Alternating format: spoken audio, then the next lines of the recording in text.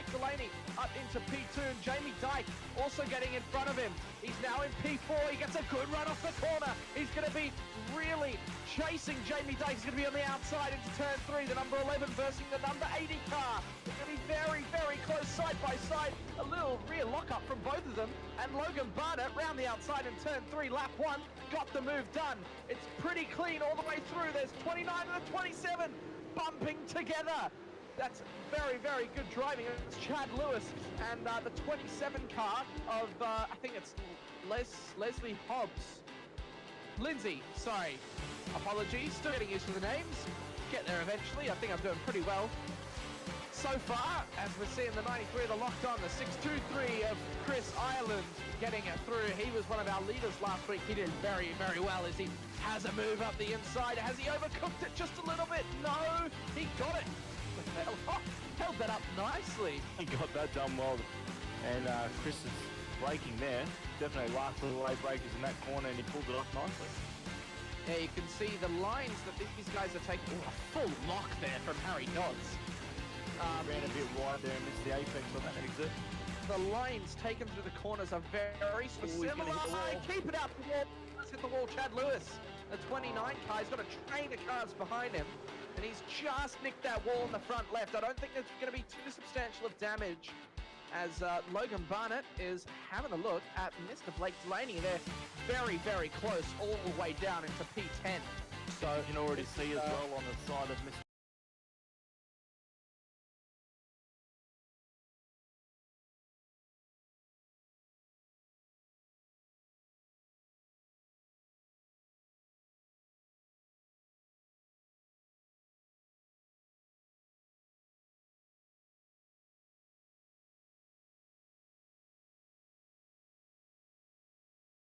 Delaney's car. He's already got some scrapes and bruises on the left side of his car, so he's had a rub with the wall already.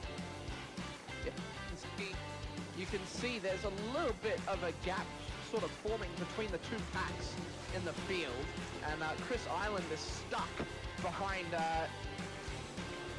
who is it? Harry Dodds and Lewis, and the more that he's stuck behind them, he's not going to be able to get in front into that leading pack. And that leading pack is all the way down to P9, so it's going to be interesting as he pulls to the outside. The outside turns to the inside. He brakes late. Does he get it done? That is Logan Barnett up the inside of Blake Delaney. What a move! Yeah, he got there. He took a bit too much curb, and it nearly flipped him onto the wheel spin of death, but he actually got it pulled off. Well done. That is some incredible driving, and he's just overtaken both of the Fishy boys in about 2 laps. So that is or 1 lap actually. So that's a really good drive from Logan Barnett to get back into the podium positions. And he's now got Darren Lobb to chase in front. This is Chris Island and Harry Dodds. We're watching here. The battle early as well. David had to pit early from P4. So he must have had a jump start or something like that. We'll try and find out that information. As Chris Island getting right up the back of Harry Dodds. Oh, he's had a big moment. Oof, slams into the wall. Chris Island is going to drop to the back of the field and pushing just a little bit too hard behind Harry Dodds. He's put himself in the wall, and that is no one's fault but his own. Oh yeah, he got that bit of wheel spin up that exit and just went sideways. As we see the replay here, sitting behind Harry. Sitting there, runs a nice shallow line. It could have been the aero wash, and we get a bump from behind Harry. I think he just had that much speed and maybe had a bit of contact with Harry, and it just unsettled the car. And yeah, you can see the massive damage to that front end. Held the brakes nicely though. He kept off the racing line. Well done. And he stayed out of trouble. Just unlucky there. Ran a bit wide. Or up behind Harry, hit the aero wash, and around he went. So Darren Lobb doing the fastest lap, a 1:30.07. I don't think it was valid though. He must have had a rub with the... No, it was. I do apologize. It was a 0.65, so that 0.7 on my SDK live timing is correct. Yes, it's just come through. As we watch the boys go through turn 1. As he starts to settle in and get into a rhythm. Was that a bit of a slide from Mogapana, or was I seeing things? Yeah, I think it was definitely a slide there. The boys are definitely pushing.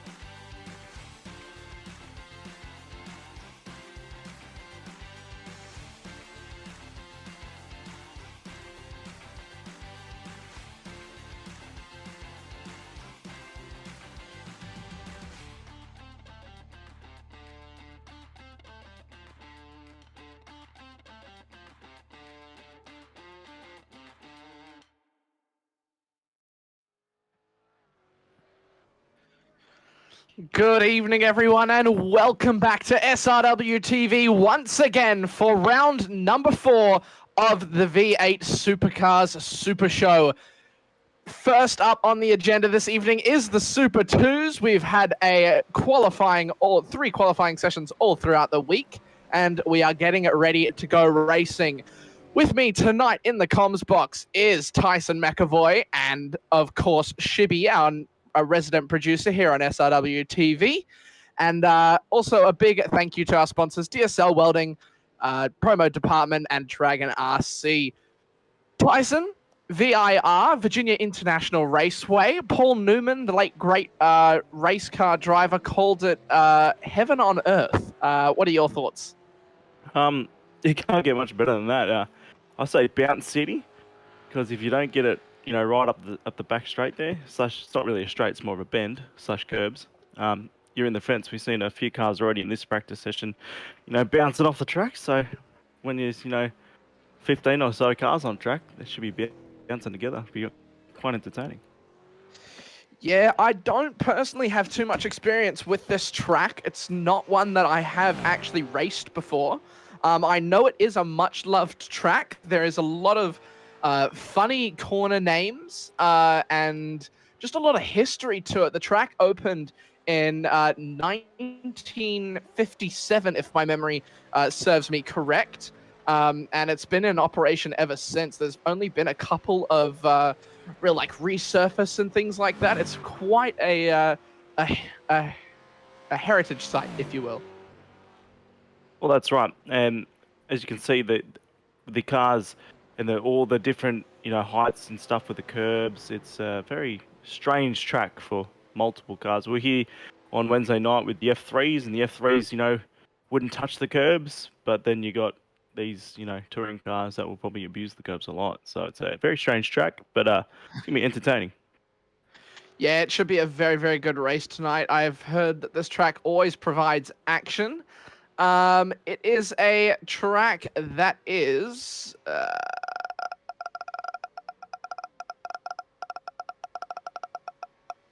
I'm going to pass it to you, Tyson. How long is the track? It's a very long track, and as I was talking with Cowie on Wednesday night, there's a very iconic tree which we're actually looking at now. It sits right at the back hairpin. It's like reminds you of Winton Raceway, and it's got these iconic little bits around the circuit, the curbs, the first turn, the pit lane, just everywhere you look. It's a very challenging circuit. So for these drivers, and probably for yourself, learning the track, looking at it, seeing how hard it is for these drivers to race in a supercar.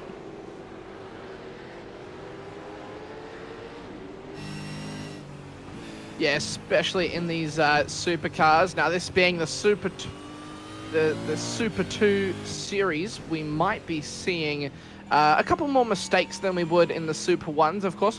We'll be seeing slower lap times. Just as we're coming towards the end of this session, there's about 8 minutes left to go. I will read out our round qualifying that we had this week. So, on pole position is Daniel Schultz, the car number 64 for After Dark Dragonrc Racing. He set the pole qualifying time of a 1:49.492. It's fast and it's going to be impressive. Oh. Hello? Sorry, Oh, okay, sorry. Then following him is Peter Pavlovich, Century Motorsport, car number 216. He set at 1:49.658. So the field is a little bit more spread out. Following him is Troy Dooley, the 333 car for Team 3, 1:49.938. Dylan Budzieni, Stephen Martin, Stead Miller, who have seen absolutely carve through the field in previous rounds. Jeremy Bush, Dean Sinkovich, Mr. Andy Cowan, and Brad Wall is rounding out the top 10. So it should be quite a good race tonight. Of course, we saw Ty Delaney. He's done a 1:57.669. He is Blake Delaney, the Super 1 driver. He is his cousin, was it? Son? Tyson, are you there? Okay, it's his cousin or son. I cannot remember, unfortunately. So my apologies to them on that one.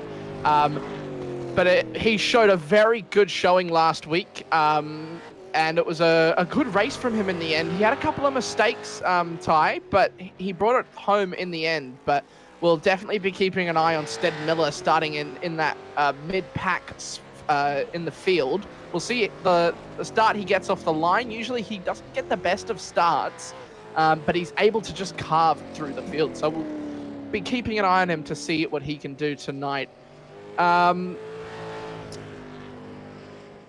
Son, confirmed from chat. Thank you very much, all you guys watching at home. And a big thank you to you guys at home for tuning in every single week. And to those of you that do show up every day and watch, an even bigger thank you to you guys, because we wouldn't be putting on these shows if you guys didn't enjoy it. And we appreciate you guys showing the love to us by giving us a like, a follow, a share, everything like that.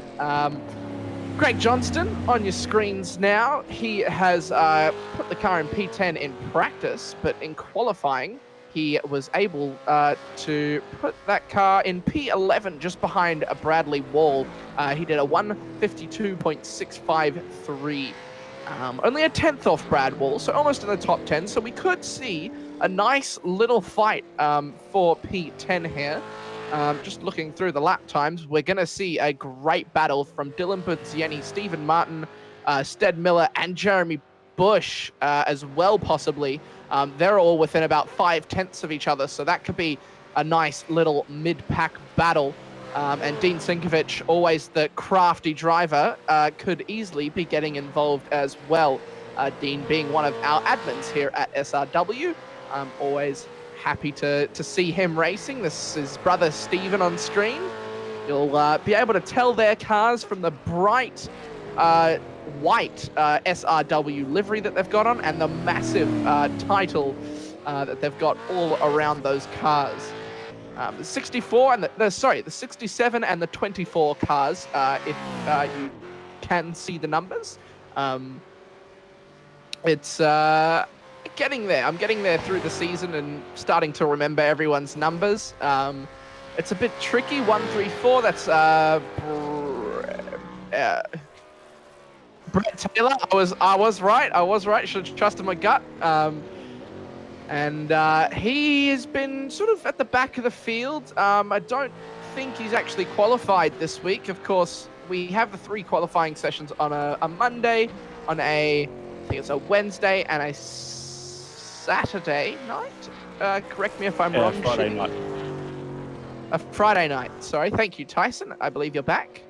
Yes, sorry, I've had a lot of technical difficulties. We've got a big weather storm over my place at the moment, so apologies, everyone.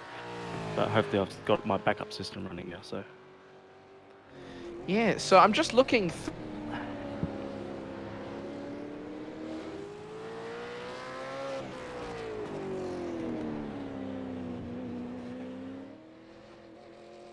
Yep, I'm just loading back in. I have nothing on my side. So I think we've also lost Dono, guys. So just bear with us. We're having a couple of technical difficulties tonight. I should be on top of mine in a couple of moments, and then I think we got a couple of minutes till we go on the grid. So we'll get that sorted by the time we get on the grid. So just bear with us for a sec.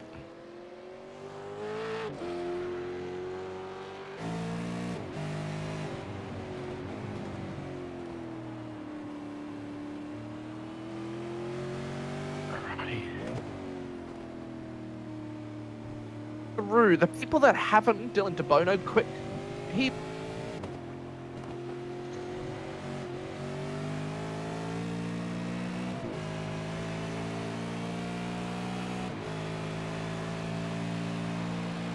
Hello?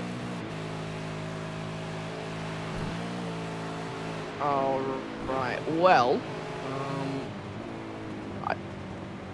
since I'm being told to continue, sorry, just producer is telling me in my ear that I've been dropping in and out. I do apologize to you guys watching at home. It's usually not this bad. It should be fixed momentarily, actually.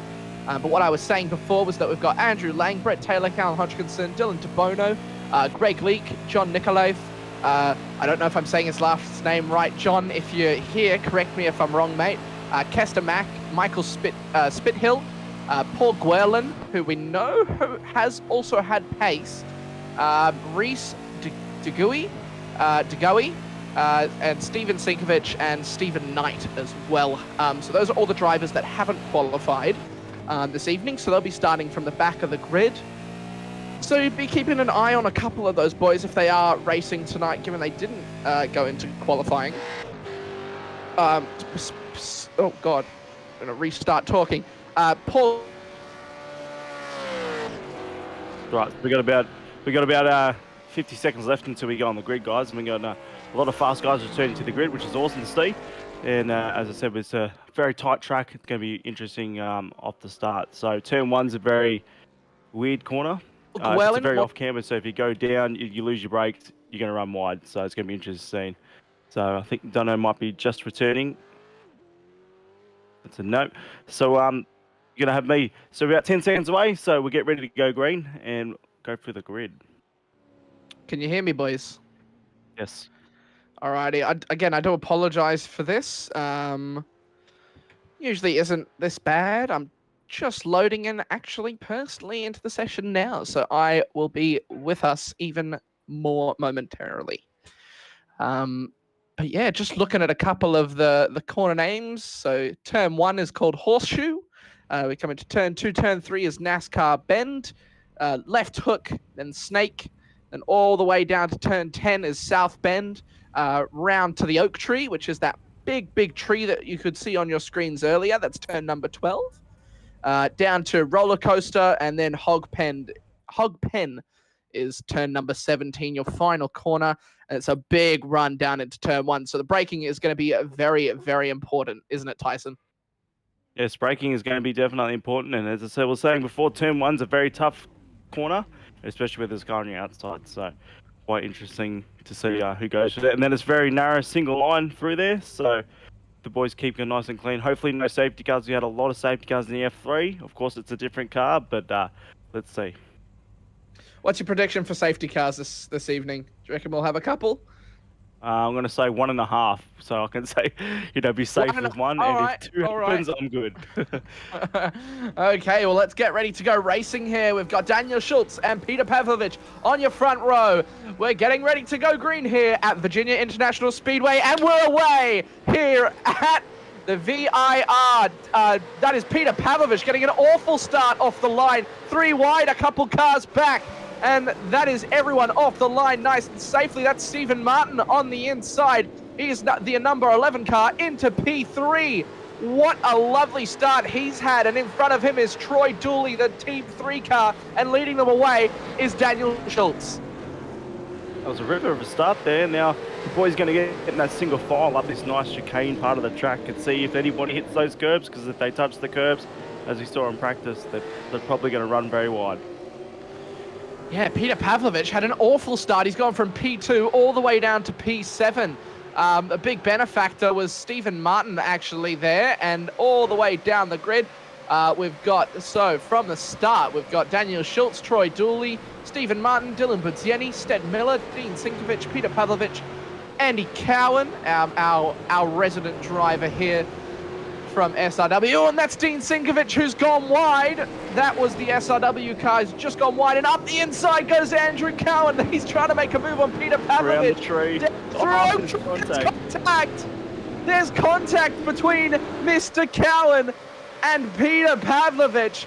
That is going to be an interesting one for the stewards as to whether Cowie was up at that B pillar. What are your thoughts on that one, Tyson? I don't think I saw enough angle on that, but we're definitely going to get a replay and go back and have a look at that. There was definitely contact on the KFC car, and yeah, there's already been a radio call for it to be investigated, so we might go back and have a look. Yeah, we certainly might. We'll get a DSL Welding action replay as soon as we can. For the moment, we're just watching Greg Johnston, who's maintained position in P11. Here it is. So Cowie, this is now into turn 12 now. He's up the inside and just, I think, got a little bit of understeer through the corner and just gone into the side of Peter and just spun him around. I think Peter's kept it out of the wall. Yep, there's a lot of runoff there, but that is going to send him way back to the right at the back of the grid. And there's another incident there. I think that was Cowie who made a mistake. Yeah, it looks like it, and I think Cowie might have a pit lane drive-through penalty for that one as well. He wasn't really up the inside and made a little bit of contact, but that's racing. He'll move on, he'll push hard, and come back through the grid. Yeah, he certainly will. Just still watching Greg Johnston on your screens now. Now cutting to the leaders. Here's Daniel Schultz defending from Troy Dooley and Stephen Martin. We've seen Stephen with quite a lot of pace in these cars before, in the Super 2s. We'll be waiting eagerly to see what he can do. Yeah, that's definitely right. And these guys are going to want to push very hard because, as we can see, in position 8 right now, Dylan DeBono up 8 spots. From round 1, he was our big underdog. We didn't see it coming, and he come out of the blue, pushed hard. He ran out of fuel in that first race, and let's see if we can get the fuel numbers right for this one and push to get these leaders. Well, according to my my timing screen, Stead Miller's up 11 positions, but I don't think that's exactly true. He's just passed for P4 as well. He is absolutely flying through the field as he always does, as there is Andrew Cowan. And I think that's Dylan DeBono who he's having a little tussle with. And there's a car off the track there as well. So we've got action everywhere. And as we do see Andrew getting a drive-through penalty for that incident at the tree. That's the tree I'm calling it. And he's doing it now. He's taking it instantly. So smart move, I think, to take it instantly. I don't think there's any point in going any longer, as that's Stephen Martin taking the position from Troy Dooley. A great move, and now he's going to try and have a look at Daniel Schultz, but unable to get into a good enough position. We'll go on board now on the top of this. I think it's a Commodore. Yeah, we can see him really sitting here, and already see that after Duck Sim Racing boys, they're parking that car right in the middle of the track and don't want to give it up early, so the fence and the blocking on lap 3. Yeah, it's already getting heated here, and this is the section where I think drivers love, is this windy, I think it's called the Snake, and that is exactly why, because it is just such an awesome series of corners. Yeah, it's a very high speed through there, kiss on all the curbs, and if you make a simple mistake up there, take a little bit too much curb, it sends you out to the weeds. And as I said the other night, Stephen loved to go out there and mow the lawn, and hopefully we don't see him out in the weeds tonight mowing the lawn. It's in P14, so hopefully he just goes along. No TikTok mowing the lawn tonight, Steph. So if you can hear me, keep it on track.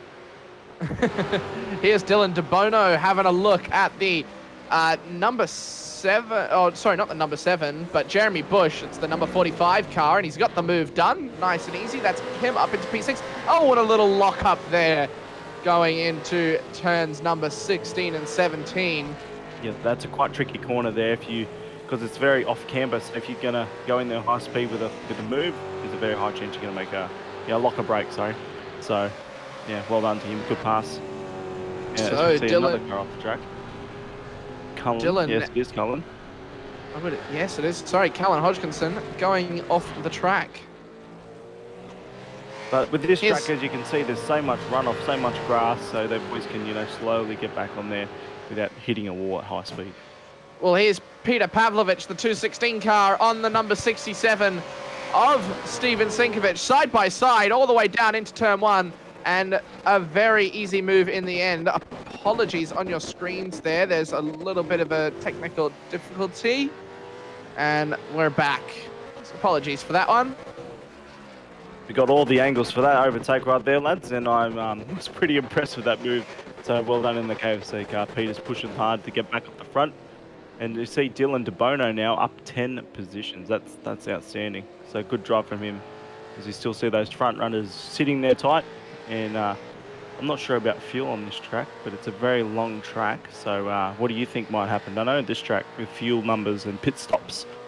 Well, we've got 29 laps, so I think we'll probably get one stop. And oh my word, was that the 216 car? I'm pretty sure got airborne through that section of corners.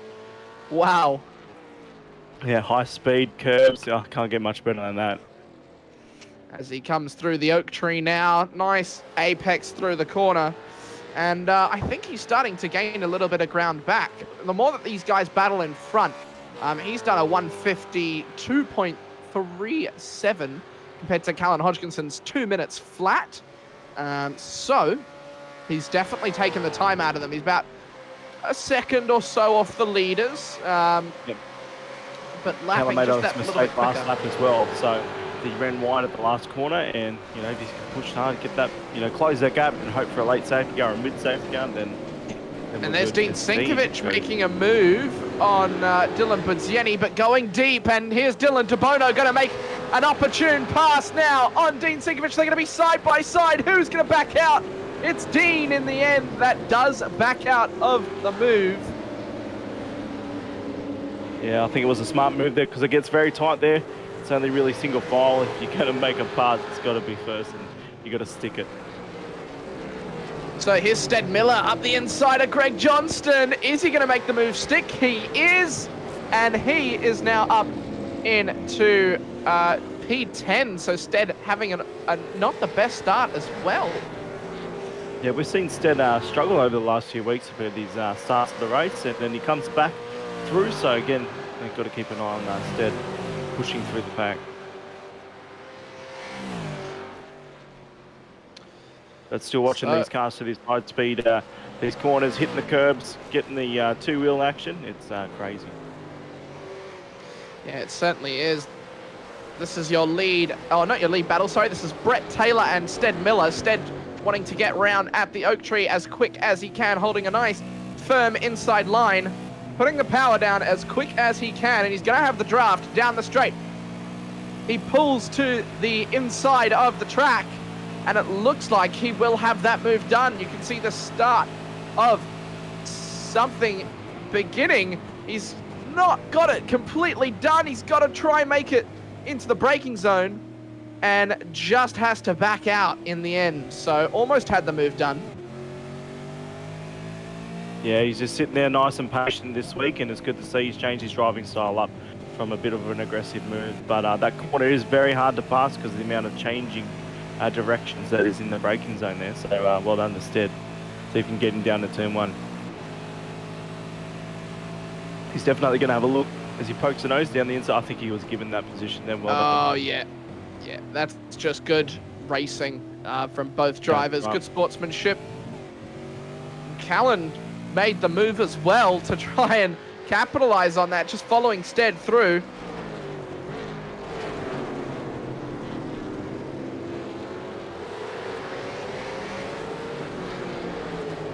Here is the replay of Callan Hodgkinson. We were focused on Stead Miller, but here's Callan Hodgkinson into turn number 2. No, this is turn 1, apologies. This is turn the 1, hairpin. yep. He went He gets 2 for 1 at up turn the 1. inside. Little lockup the and crisscross back. got the overlap back from Brett Taylor, but he kept that car under control very well. So he ended up only getting the 1 position, but it was a good move nonetheless. That's right. He still got 1 position done, and I think that's the one he was aiming for at the first place. You know, but obviously, instead getting left by, opened the second door, but he kept it on track. So well done. So here is Dean Sinkovic and Dylan Budzieni. They are now starting to catch that battle in front. A little lockup from Dylan in front. You can see that front right. It's billowing smoke out the back. And we're getting to this battle. Here's Daniel Schultz defending from Stephen Martin, Troy Dooley, and Dylan DeBono. So DeBono's actually cut through the field quite nicely, and he's already back of the leaders. 12 positions he's going off the start. We're only on lap 7. This is the run into turn 1. Stephen Martin. Oh, there's contact.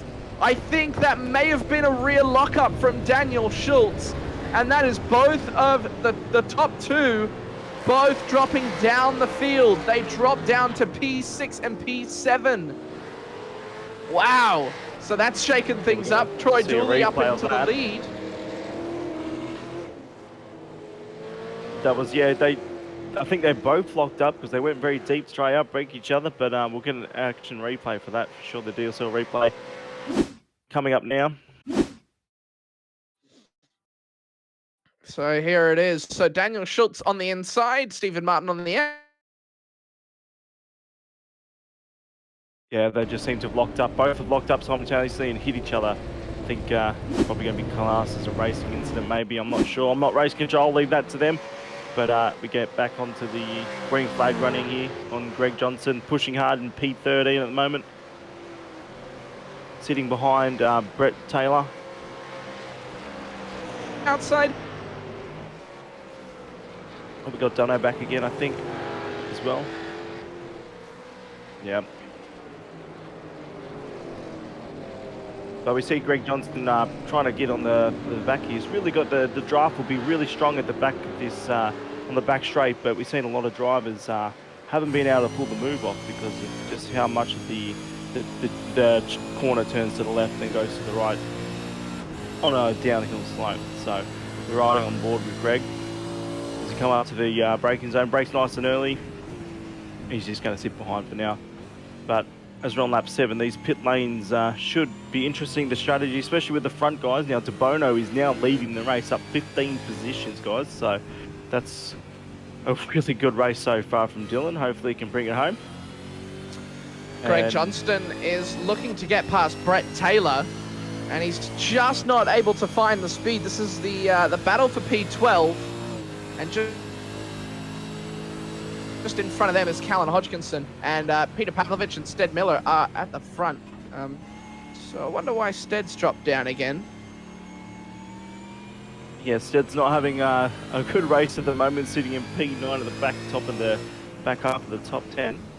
And as we see the different lines that these drivers are taking here, you know, these are the Super 2 drivers. These guys wouldn't race these American tracks as much as they would the others, as we've got a car off on the inside there. Not sure who that was.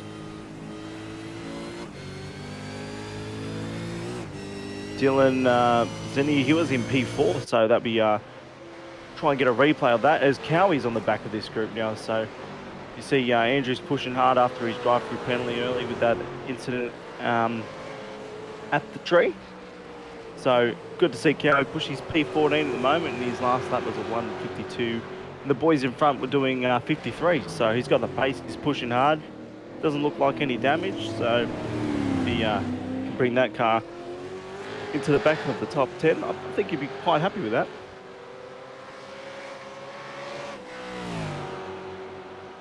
As he pulls out of the draft, it doesn't look like he's lining up a pass. He might be just running to a fuel number at the moment.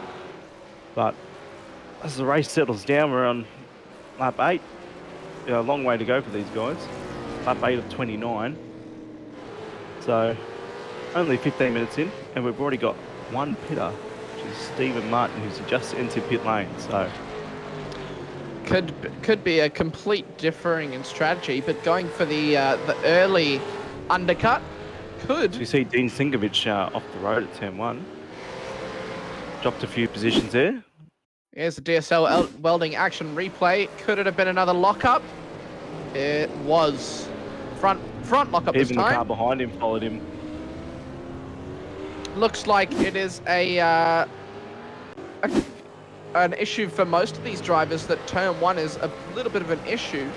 We haven't got the track temp at the moment, but I imagine it'll be quite high. It's usually quite similar between the rounds, just to familiarize these guys with the...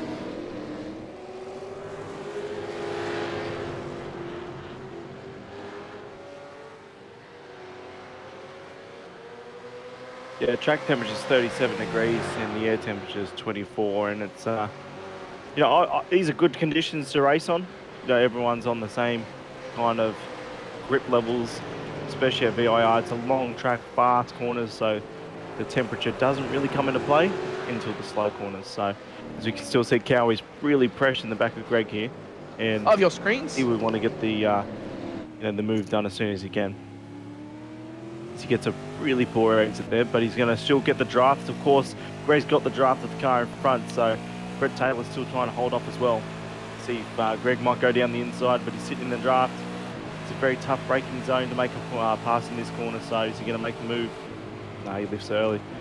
So again, sitting here, fight for P12. As you see, DeBono slowly making that gap out in front with his last lap. Nice 1 minute 50.7. So this...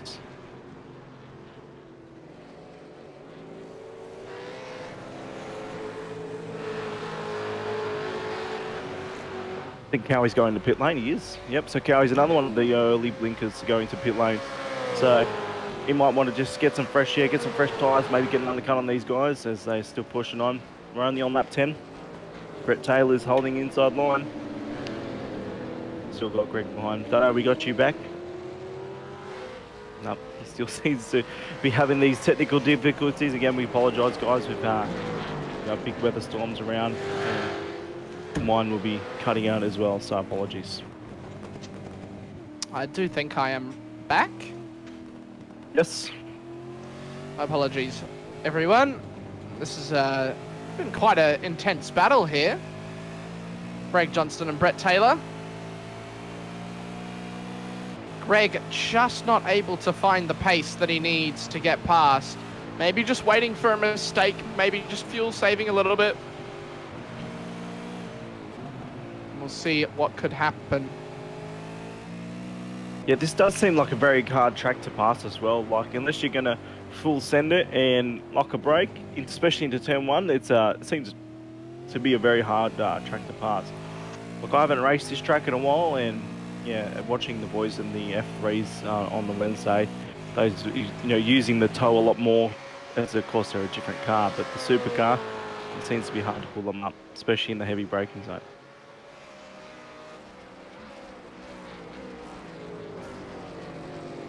So we go back to the leader, Dylan, sitting there nice. Yes, Dylan DeBono, our race leader, coming on to lap. The blue. Oh, hello?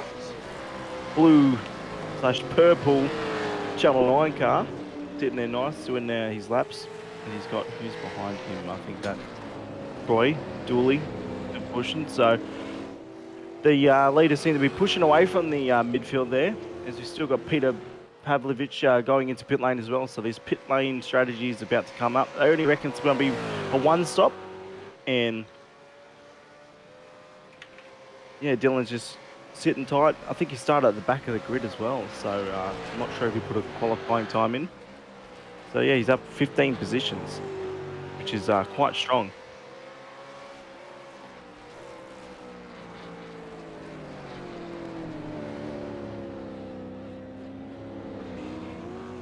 He makes a little mistake there, runs a bit wide, clips the dirt, but he didn't rotate it, so he's pushing on.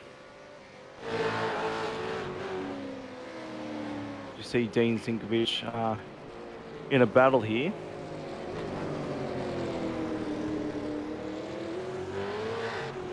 He's battling with Sed Miller, so Sed putting the pressure on. You know, we all know Dean doesn't like to give up position on track, so he's just gonna make his Commodore, on his Mustang, sorry, as wide as possible.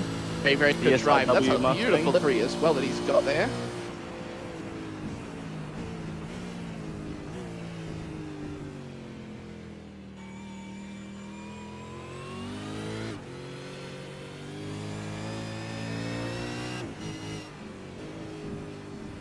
as we see the undulation of the track go up from the top of the hill down there through the S's, and it's quite a tricky track as we see Stead Miller into pit lane as well now.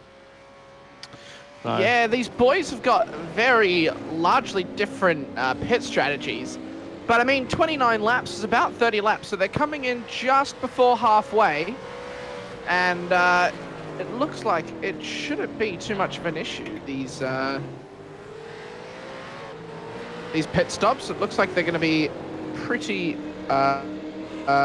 good times to pit. Yeah, this is a very short track for pit stops as well. It's a very short pit stop, a pit lane, sorry, very short pit lane. So the pit stop won't really affect you that much. So the undercut will be, I think the undercut's very powerful at a track like this. Yeah, it certainly could be. I think the person that we're going to be keeping an eye on there for those undercuts is this man, Stephen Martin, the first man to pit, as he is trying to get past Greg Johnston now, and is making it look a little bit difficult, but it is quite a hard track to pass on. And now we get to ride on board through these beautiful S's at the back here, as he's going to sit right on the tail. Is he going to ride every single curb? Get the two wheels, he's going to look down the... Oh, he goes down the inside. Job done. Beautiful, beautiful move. Maybe a little bit of contact, but gets it in the end. That's a great maneuver. Yeah, it was good to be riding on board when he makes that pass, so good job. And he's already put a nice little gap as well, so he's pushing on quite hard. Yeah, he's doing very well. He's up into P8 once again, and he's trying to extend or catch at least those guys in the pit lane as they are starting to come out, and it looks like he is getting very, very close to it. It seems our race leader as well is in pit lane, Dylan DeBono, and that hands the lead over to Troy Dooley. But he seems to be down the bottom of the list on my timing. Nope, there he is, right back up to so here comes, my timing just... Here comes Stephen Martin across the line. He's going to get a couple of those guys under the pit stops for the undercut. He's up into P3. He's got Troy Dooley and Dylan DeBono still to catch, and they are a fair little bit away in front. Yeah, so that undercut seemed to be quite powerful at this track. Fresh tyres on a short pit lane. Yeah, well done. Yeah, Stephen getting back up into P3. I think he pit from P2 though, so maybe lost just the one position, but he's going to have those tyres that are nice and warmed up. They'll be a little older at the end of the end of the race, but they will be bright, hot, and ready right now.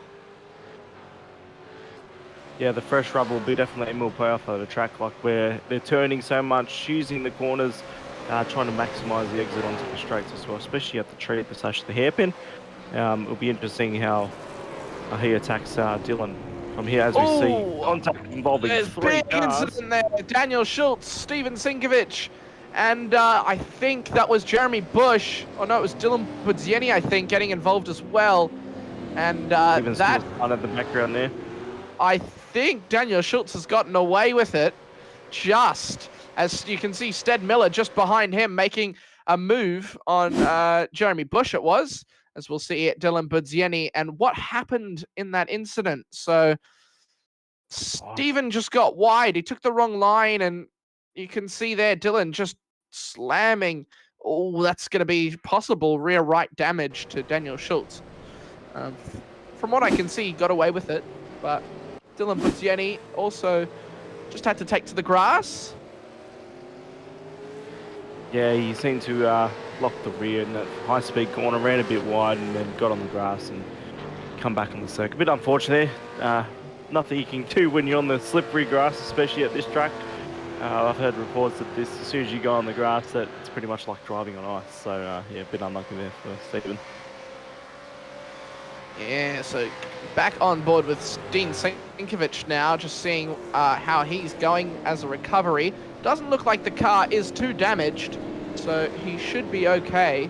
Not too sure if he has pit.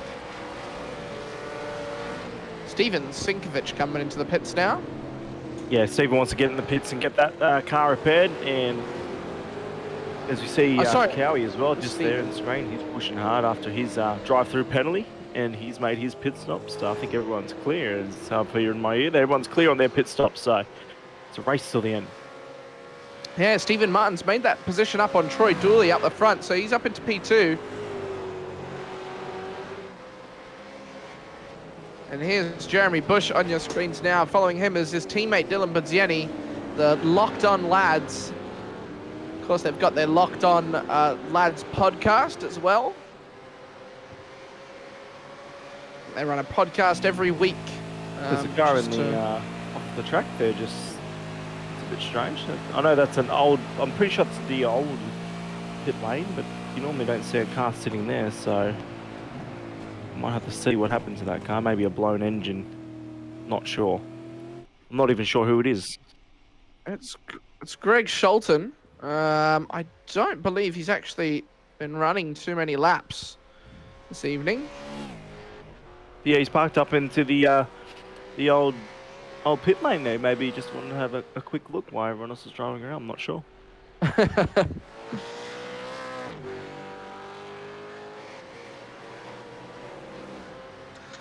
So, according to our producer, it's been about 6.5 minutes since he set a lap, so I don't think he is racing this evening.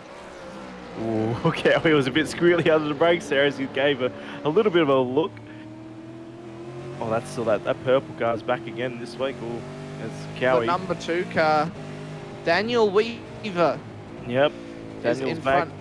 Oh, you see he's run wide, lock the brake. Cowie is going to say thank you very much. That is a mistake that I think Cowie would have been hoping for. He can now push on and get away.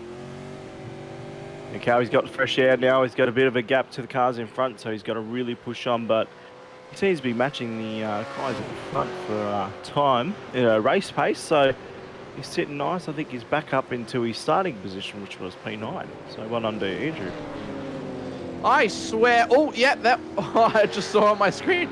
I was just saying, I swear, through that corner, those cars are getting airborne, and I was right. I just watched one of them get airborne, and one of the Sinkovic brothers get very out of shape. So we'll be able to watch it back on the next lap. So we're watching Daniel Schultz now. Yeah, this is the battle for P4, and he's got Stead Miller on his tail, pushing him hard for the P4. And we all know how Stead likes to push. He might have not done many laps this week in practice, so it'll be interesting to see how he gets this done. So here he goes. He's going to have the draft down the main straight. Is he going to be able to get the move done? It doesn't look like it. He's a little bit too far back this time of asking, but he is going to be right up the back into turn 1, so he's got a lot of ground that he's made up into the braking zone. So this move could be on the next lap. Yeah, it seems like he's just getting familiar with the track and the braking zones, Stead.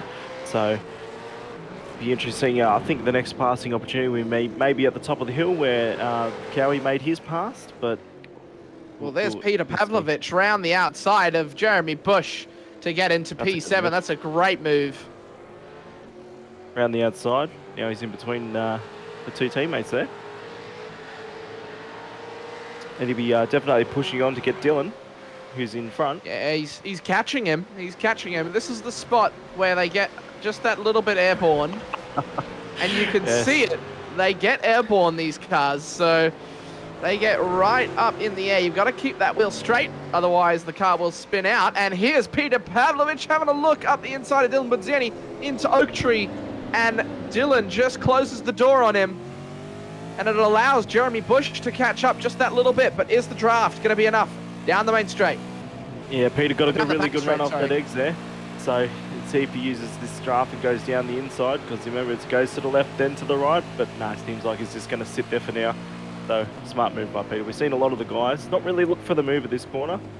But hopefully turn 1 he might have another look as we see over to Stead Miller. These boys look very squealy out of there.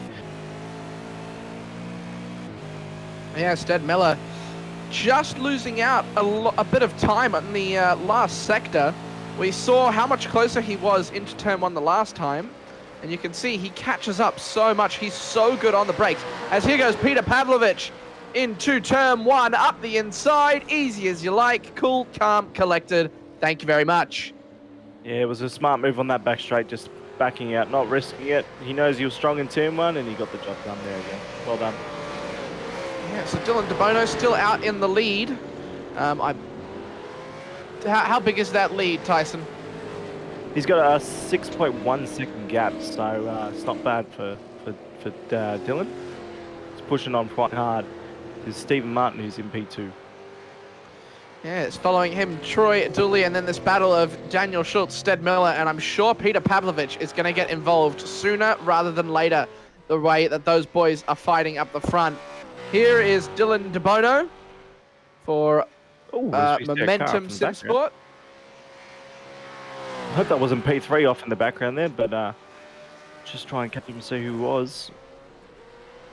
It was Troy. It was P3 in the background I saw. So must have clipped the grass on the outside, but he seems to keep pushing on now. I don't think he lost any position, but he's definitely getting under pressure now from Stead and Peter, or Daniel Schultz, sorry, and Peter.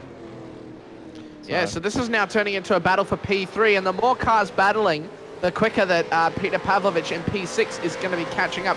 You can see him just in the background starting to creep in, and any mistakes that these guys make will be capitalized on by the other drivers. So how is this going to finish? We are currently on lap 18, I believe. 17. Oh, no, you're right. Sorry, 18. Lap 18. And he's about 6.5 seconds away, Peter is, from Stead. So, as you're right, if these boys make any mistakes and push on hard, then he'll be right on that battle within a couple of laps. Yeah, it's getting very, very close. Troy is actually starting to pull a little bit of a gap between these two, as Stead is pushing very hard to get in front of Daniel Schultz. These two have been battling quite a bit this season, and it's good to see this rivalry continue on track. Stead is just trying to get every little bit of that car in the right position to get the move done. Yeah, these boys are sitting there nice. You're right, so Troy's kind of built that little gap up again after his mistake out of the oak tree. So hopefully he can push it home, bring it home P3.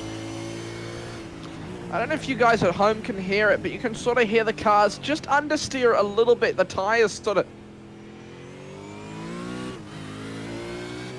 As we see squealing for grip. Just maybe turning a wheel a little bit too hard. Do we know what that penalty was for? Was that for the spin? Yeah, for the spin, not holding onto his brakes earlier. Alright, well... Ooh. Staying on board with Stead Miller, and Troy Dooley is off once again. I don't know if that was contact between Daniel Schultz and Troy Dooley. That was all by himself. I think he locked the rears and got on that grass. Very tricky corner under brakes, and I think he's just outbroke himself. Well, here it is again. Troy Dooley for team number 3. And it looks like hear in the it was a little bit of grass, maybe. Yeah, and I do hear in the background, guys. Sorry, we've got a safety car. So the safety car is just coming out. Yep, you're all right. The safety car is out. So 10 laps to go, and they've got to wait for the safety car now. As Peter Pavlovich just taking to the grass, I think, to a couple of cars taking to the grass to let the safety car through. Wow. As now this race becomes very interesting. Do you pit for fresh rubber? Do you think? If I haven't been caught by this safety car, yes. So they definitely haven't caught the right car. So Dylan's still out in front.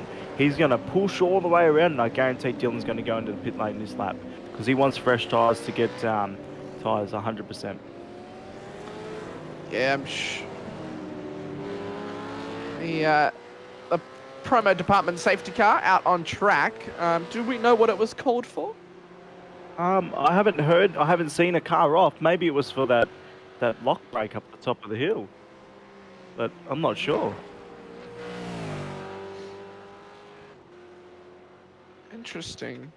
We'll try and find out. We'll get that replay if we can find it. But we got the safety car now, so it's going to bunch everybody up and make it just more exciting.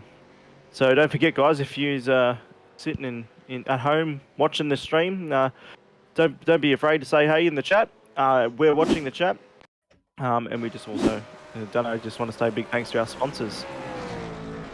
Yeah, here's that replay again. Troy Dooley, he got on the grass, and that's what sort of sent him around. And I don't know if that was the cause of the safety car. Yeah, like the safety car after he went off the track, I feel like they might have called that a bit too early. But hey, who doesn't love a safety car? I love when safety cars come out because that means everyone gets to bunch up again and we get to go racing like lap 1. So it'll be quite interesting to see. It's going to be a very solid sprint to the end, right to the very end. As here we go, all the boys coming into the pits to get that fresh rubber on, and maybe a splash of fuel if they need it as well. You want fresh tyres. You don't want anybody to attack you from behind, especially if the boys behind get it, as well as we see another car just running a bit wide. Definitely not the cause of the safety car. That was under safety car, actually.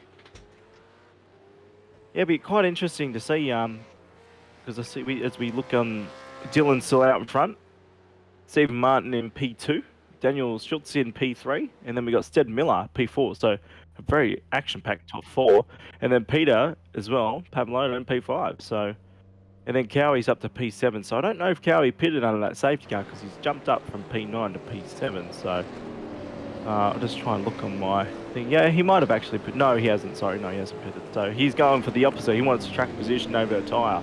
So it'll be quite interesting to see what he can get out of that with everyone else pitting around him. But we're 40 minutes into this race and we've got 9 laps to go. So the safety car is going to do a minimum of 2 laps. I believe it's already done 1 lap. And I think he's still trying to find the leader. I think he is. He's looking for Stephen Martin or Dylan DeBono. And we know what those cars look like. They'll also know what those cars look like. There they are. Yeah, there they are. Exactly right. Beautiful looking cars. I do not see the safety car in front of them though, so it's quite interesting. Well, they've bunched up, so at least they're in safety car procedure. Just bunched up, I guess. So. Well, at least we got. Oh, there it is. There he is. There. He was just a bit too far up ahead, so maybe he drove out of pit lane a bit early. But we got Peter, I think, as well in the safety car. Peter Baxter. So big shout out to you, Pete, for driving a safety car for us tonight. And again, always, guys, thanks to the race control. We wouldn't be able to do it without them as well. So, you know, we've got a pit stop now. Literally, we can take a break ourselves, catch our breath, because it's been an interesting race so far.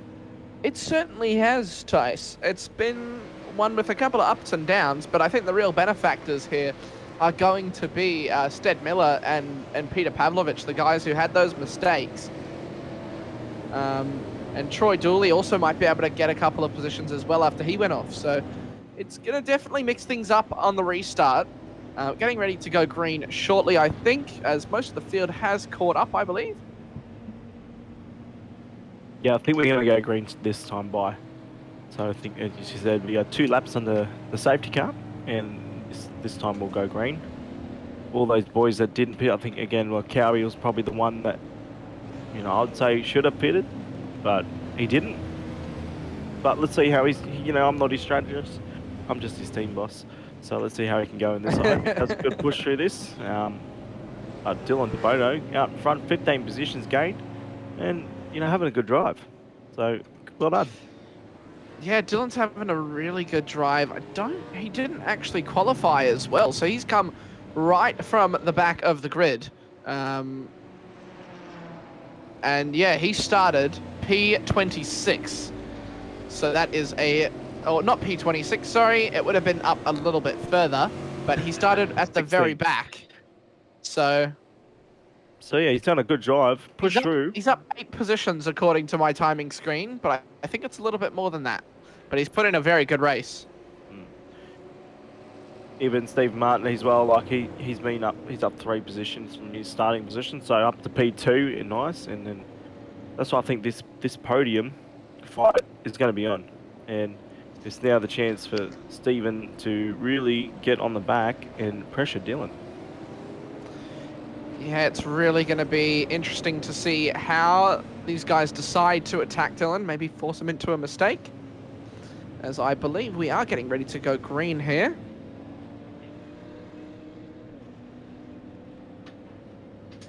No, safety car is staying out, unless that was the old pit lane. Yeah, so that's the old pit lane. Yes, it is, sorry. Yeah, I think we're coming down the back straight. No, this is the back straight, so they've still got just a little bit to go. Yeah, 2 corners to go, and then I think that safety car would jet, and then they'll be in.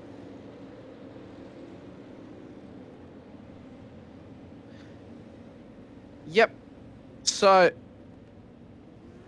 well, I've just heard over the radio from Race Control that they will be bringing in the safety car right now.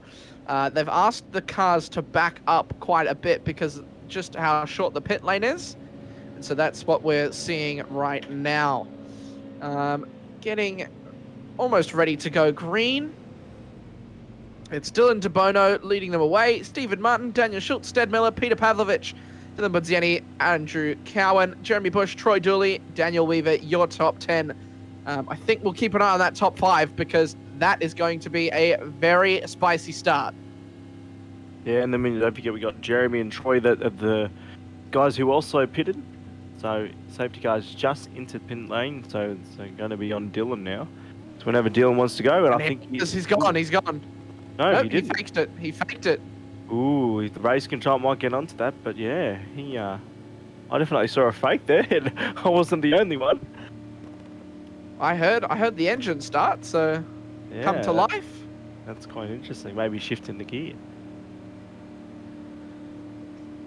He's getting ready. He's coming across the line, and he's going. So there it is. He's caught Stephen Martin off guard. That's for sure. He's starting to drop back just that little bit. Stephen Martin. Following him is Daniel Schultz, and Daniel Schultz got a very good getaway compared to Peter Pavlovich and Stead Miller behind, but Stead is very good under brakes. Oh. As this car going round, it is Stead Miller. He caught a bit of grass on the left-hand side, and he has gone right around, and that is going to be his race over, I think. That is very unfortunate for Stead, who's having a really good race up the field.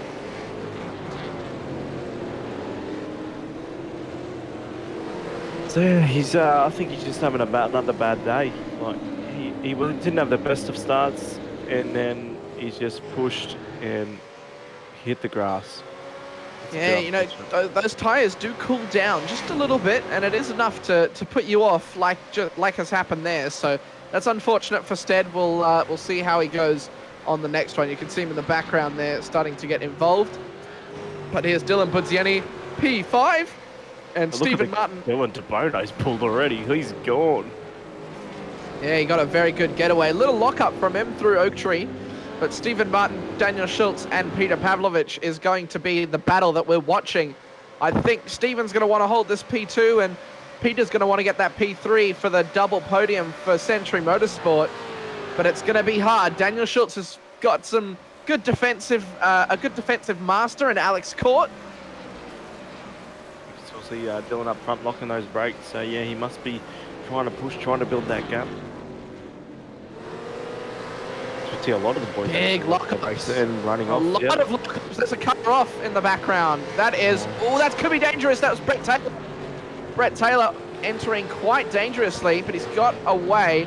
Stead Miller having to take avoiding action and losing out to Greg Johnston, who locks up and goes into the wall. Stead Miller trying to make a move up the inside.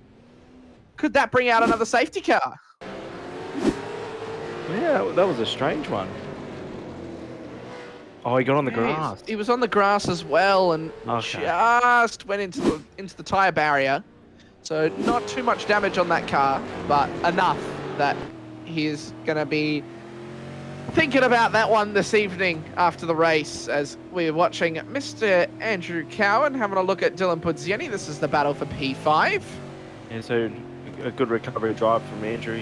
After his drive-through penalties, back on the grind, back up into P6. So well done to him. And know, all the boys sitting in this train now, and it's only a couple of laps to go. Yeah, not too many. We've got about 6 laps to go. So, who is going to come out on top? Dylan DeBono has got a substantial lead, and Dylan Pudzieni is having to defend from Mr. Andrew Cowan. Here is Dean Sinkovic and Callan Hodgkinson having a battle. Callan is having a small little bit of connection issues. But he's still pushing. I think he's going to have that draft. As we see a slow car there. Is that the 888 car?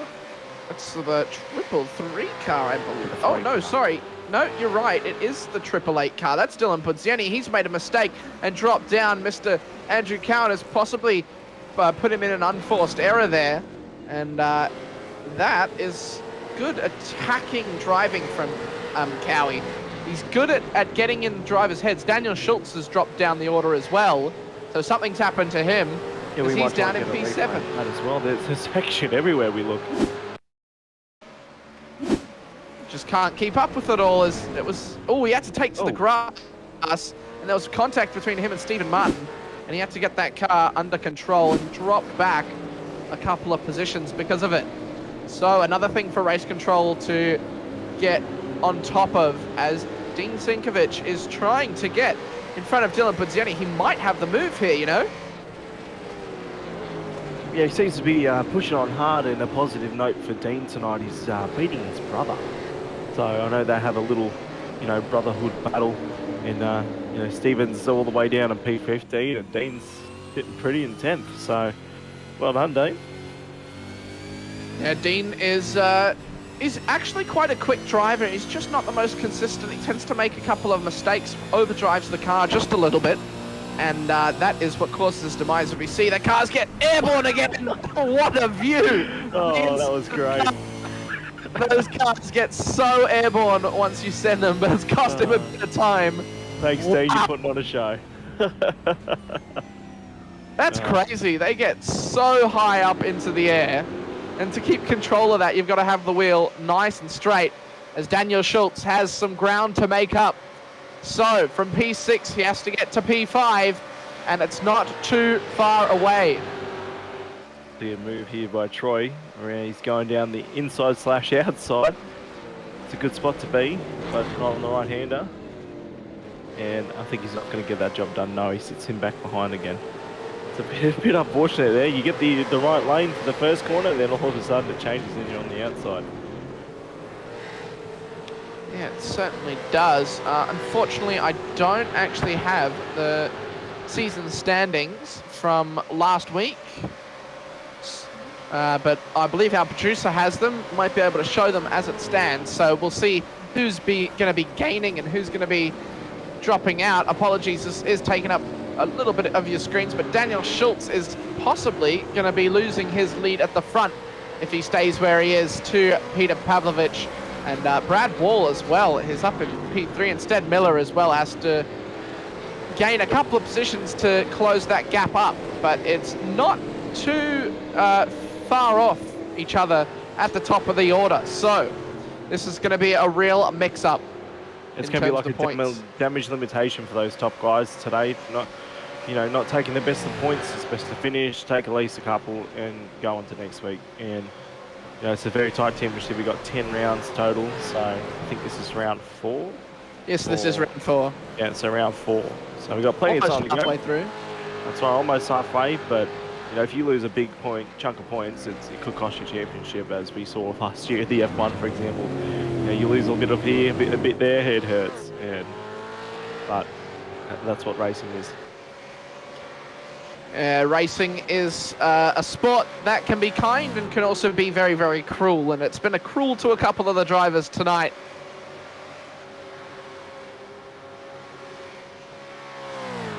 It's good to see Callan all the way up to P12 now. He started 15.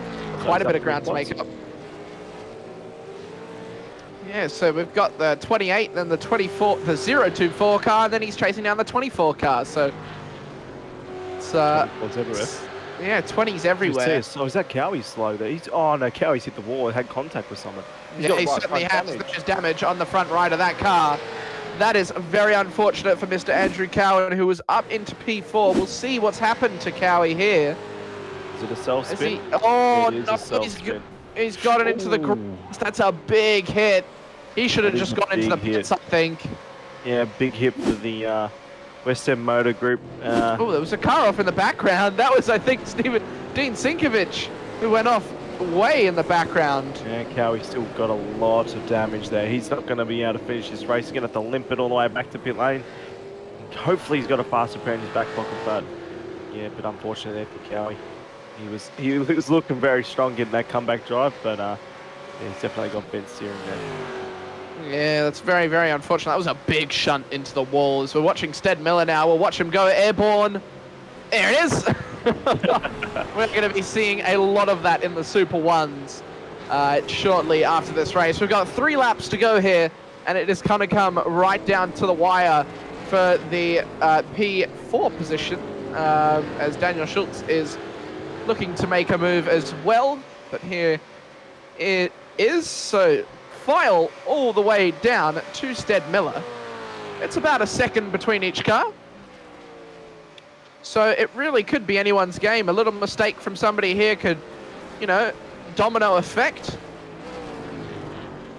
And we could have a very interesting race on our hands. Yeah, these guys are really close to each other as well. So you're right, if something happens, it could affect more than one car. But so you go back to Dylan, he's 7 seconds out in front, got a comfortable lead. So he's just pushing on hard. He's having a good, quiet race. I think he would enjoy that. Clearly got his strategy right this week, which is good. We know round 1 he didn't. So he said Stead Miller, I think, trying to make a pass, but sitting on the outside. So he gets close there on the rear. Back Stead Miller, he loves getting up close and personal with the front end of that Commodore. And he just can't, it's such a hard track to overtake on, isn't it? You just can't get any form of relief in terms of overtaking, and this track just takes no prisoners because that grass is everywhere around the track. It does just center into the wall because it is like ice. Yeah, and then this middle section, as I was saying before, it's a very tight section, single file.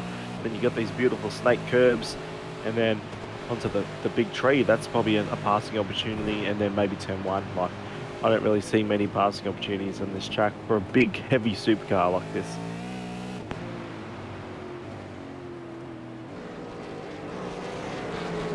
So Troy Dooley got around Daniel Weaver.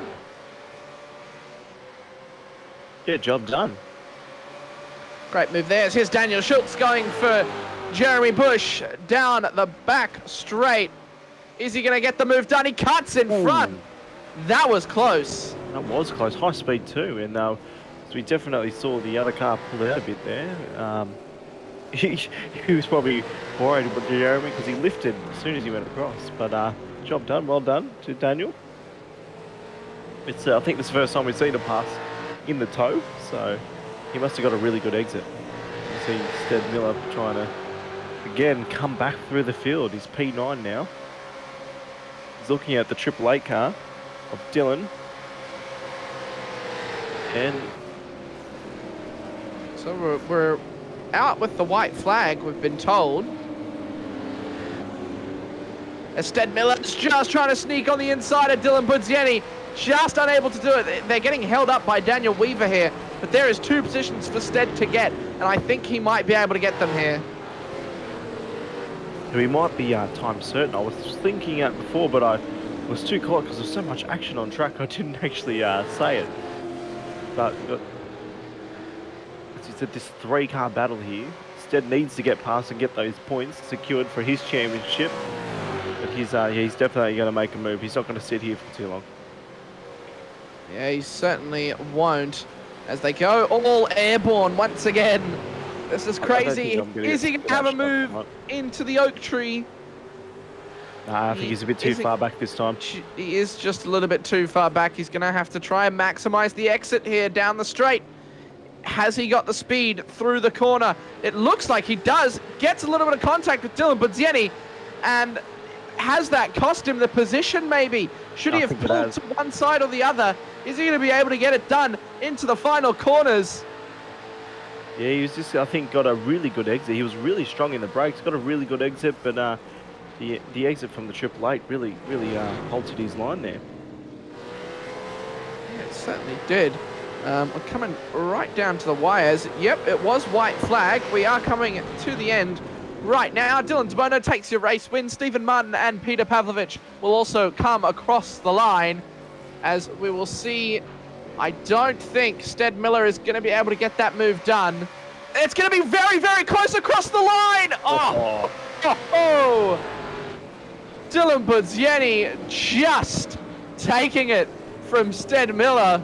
Wow. Glad we caught that one. Yeah, we flicked back there at the perfect time there, but wow, what a finish there. That safety car definitely spiced it up. Big congratulations to Dylan DeBono, Stephen Martin, and Peter Pavlo. We'll try and get those guys in the comment box, and then if you thought Super 2 was action-packed, well, wait until we get to Super 1. And I did win my my claim as well. I said 1.5 safety cars, and I got me 1 safety car, so I was right. So we are just going to try and get these boys in now. They are still all out on track, so might actually just drag a couple in. We have actually got Peter Pavlovich and Stephen Martin. I'll bring them in now. Peter and Stephen, Century Motorsport. Good night out for you guys in the end. Peter, it was a little bit of touch and go for you, but I think the safety car helped you out. How was your race? It was really good. Bit of an incident there at the beginning, but that safety car kind of played out how it needed, and it's not too bad of a result there at the end. And Stephen, as well, you had a pretty comfortable race up the front. A little bit of action here and there. How was your race? Yeah, it kind of come good after a bit. Myself and Schultze were battling a bit. He's pretty defensive and knows how to try to park it in front of you, probably checking me up a little bit, and we were both getting a bit impatient to make something happen and kind of lock wheels. I haven't seen a replay yet, so I'll leave that. But yeah, kind of just pitted early with a little bit of damage and got some fresh track and empty space and tried to punch him out and worked okay. Well, thank you very much for that one, boys. And we've also got our race winner, Dylan DeBono. Dylan, you didn't even qualify this week, and you've got the race win. How about that? Yeah, it felt real good. Did a few laps this afternoon when I got back from being away. Been away for about 3 weeks racing in real life. So, yeah, had to go tonight and came out on top. Well, very well done to all of you. We will, unfortunately, we've got to have some quick interviews this evening. We've got to get it moving to the Super Ones, but I'll give it to you, Dylan, not Dylan, sorry, Peter and Stephen, whoever wants to do your sponsors for Century Motorsport. I'll get through them quick, but well done, Dylan. Absolutely drove away with us after the safety car, but thanks to KFC, Lake Edge, Fuchs Oils, Fluron Studios, Madcore Computers, and HRS. Thank you. Thank you guys very much. And Dylan, as well, your sponsors for After Dark Sim Race. Oh, Momentum Sim Sport, sorry. No, actually Velocity Sim Labs. Velocity Sim Labs, apologies. Yeah. Big thanks to Petters Brakes and Suspension, Man Up for prostate cancer, Original Digital Design, JS Sim Shots, and yeah, big thanks to all the boys at Velocity. They've been helping out heaps. And yeah, cheers for you guys for putting on the stream. Not a problem, guys. Well, thank you guys for putting on the action. One quick question I will ask to all of you. You guys were getting airborne through that section of corners that was up and down, the roller coaster, weren't you?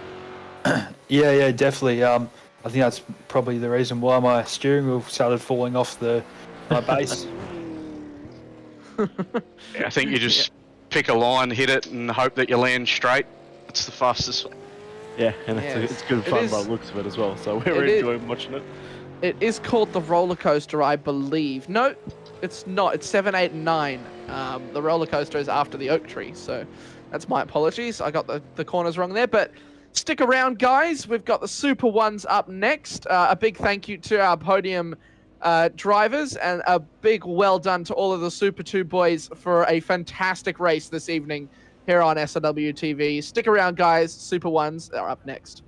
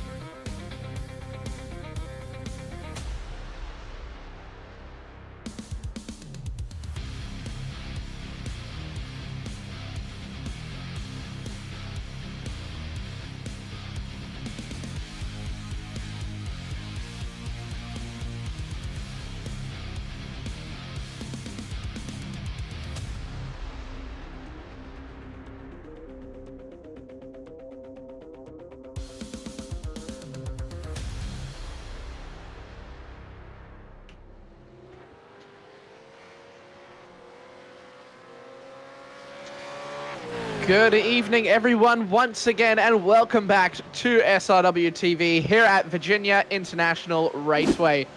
My name is Dano, as always. We have got no changes in the comms box this week. I'm still joined by Tyson and Shibby here in the comms box. Shibby is our producer, as always.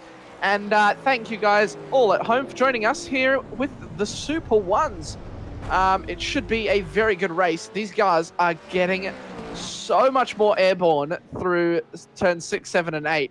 And a lot of them doing a little bit of lawn mowing as well. It should be a very good broadcast. A big thank you to our sponsors, DSL Welding, Dragonrc, and the Promo Department, as always. And that is Harry Dodds sliding across. So I don't know if these guys are just having a little bit of a practice, a little bit of a laugh maybe, testing the limits of the track. But I'll run everyone through. We are almost through our practice session. It's a 35-minute practice session. And I'll run you guys through the qualifying grid. So, on pole position, we have Mr.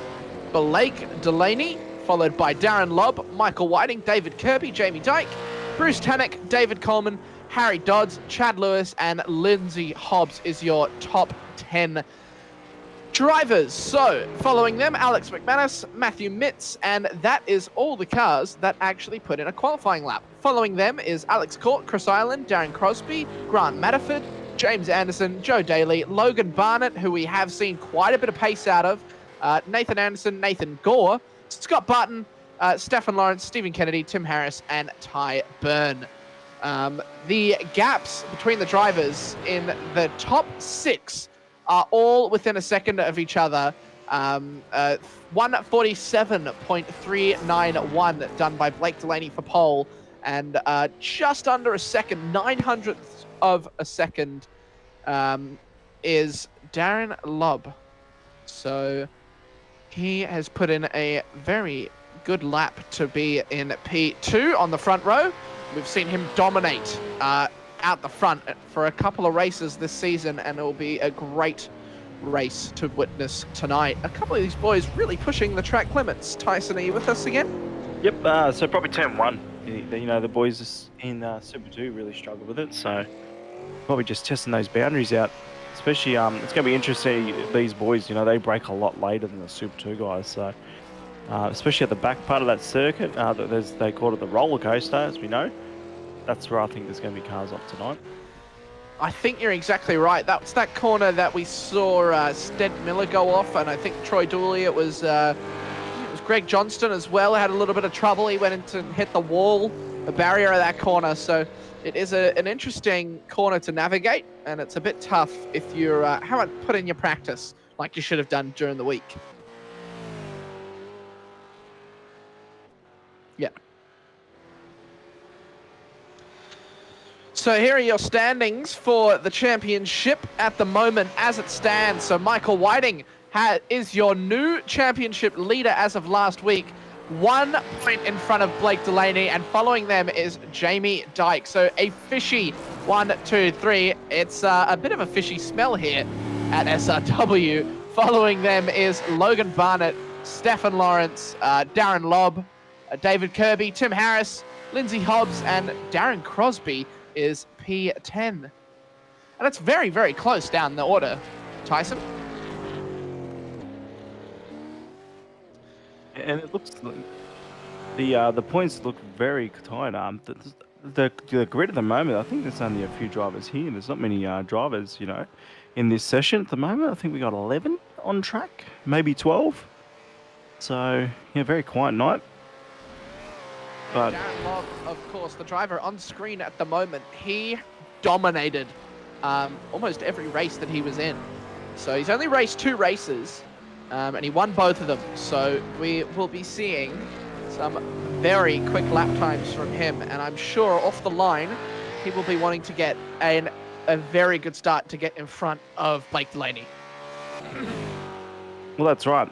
He's been dominating since he's joined, and he's been pushing hard, racing clean, and finishing strong. So it's a very strong top 10 field at the moment, and it's going to be an interesting turn 1. My bet for safety cars in this one, I'm going to say 0.5 this time. 0.5? So if there's 1, you still get the point, and if there's none, you still get the point. I don't think there will be many tonight. I think we might have a couple. I think we might have 2. In the Super 1s. They are a little bit more aggressive, these boys, so that is what sort of constitutes me saying that. But if anyone's wondering what the I ratings are of these drivers, the highest rated I rating is Jamie Dyke with 5,062. And for those of you that don't know, that is very, very good. That's nearing the top 1% of iRacing. There is not a lot of people above even 3,000, and majority of these boys are up 3,000. So it's Jamie Dyke, then Michael Whiting, Darren Lobb. Following them is David Kirby, Bruce Tannock, David Coleman, Blake Delaney, and yeah, so it's about 4.5. The strength of field, I do wonder, is probably close to around 3,000. So it's a very high strength of drivers here on the Super Ones. They are the fastest of the fastest in the Supercars. Isn't that right, these Tyson? boys are having a warm-up for battling at the moment. These guys are sitting here, only a couple of minutes to go, and just trying to get the practice test. Oh, he saves it. Oh, just unlucky.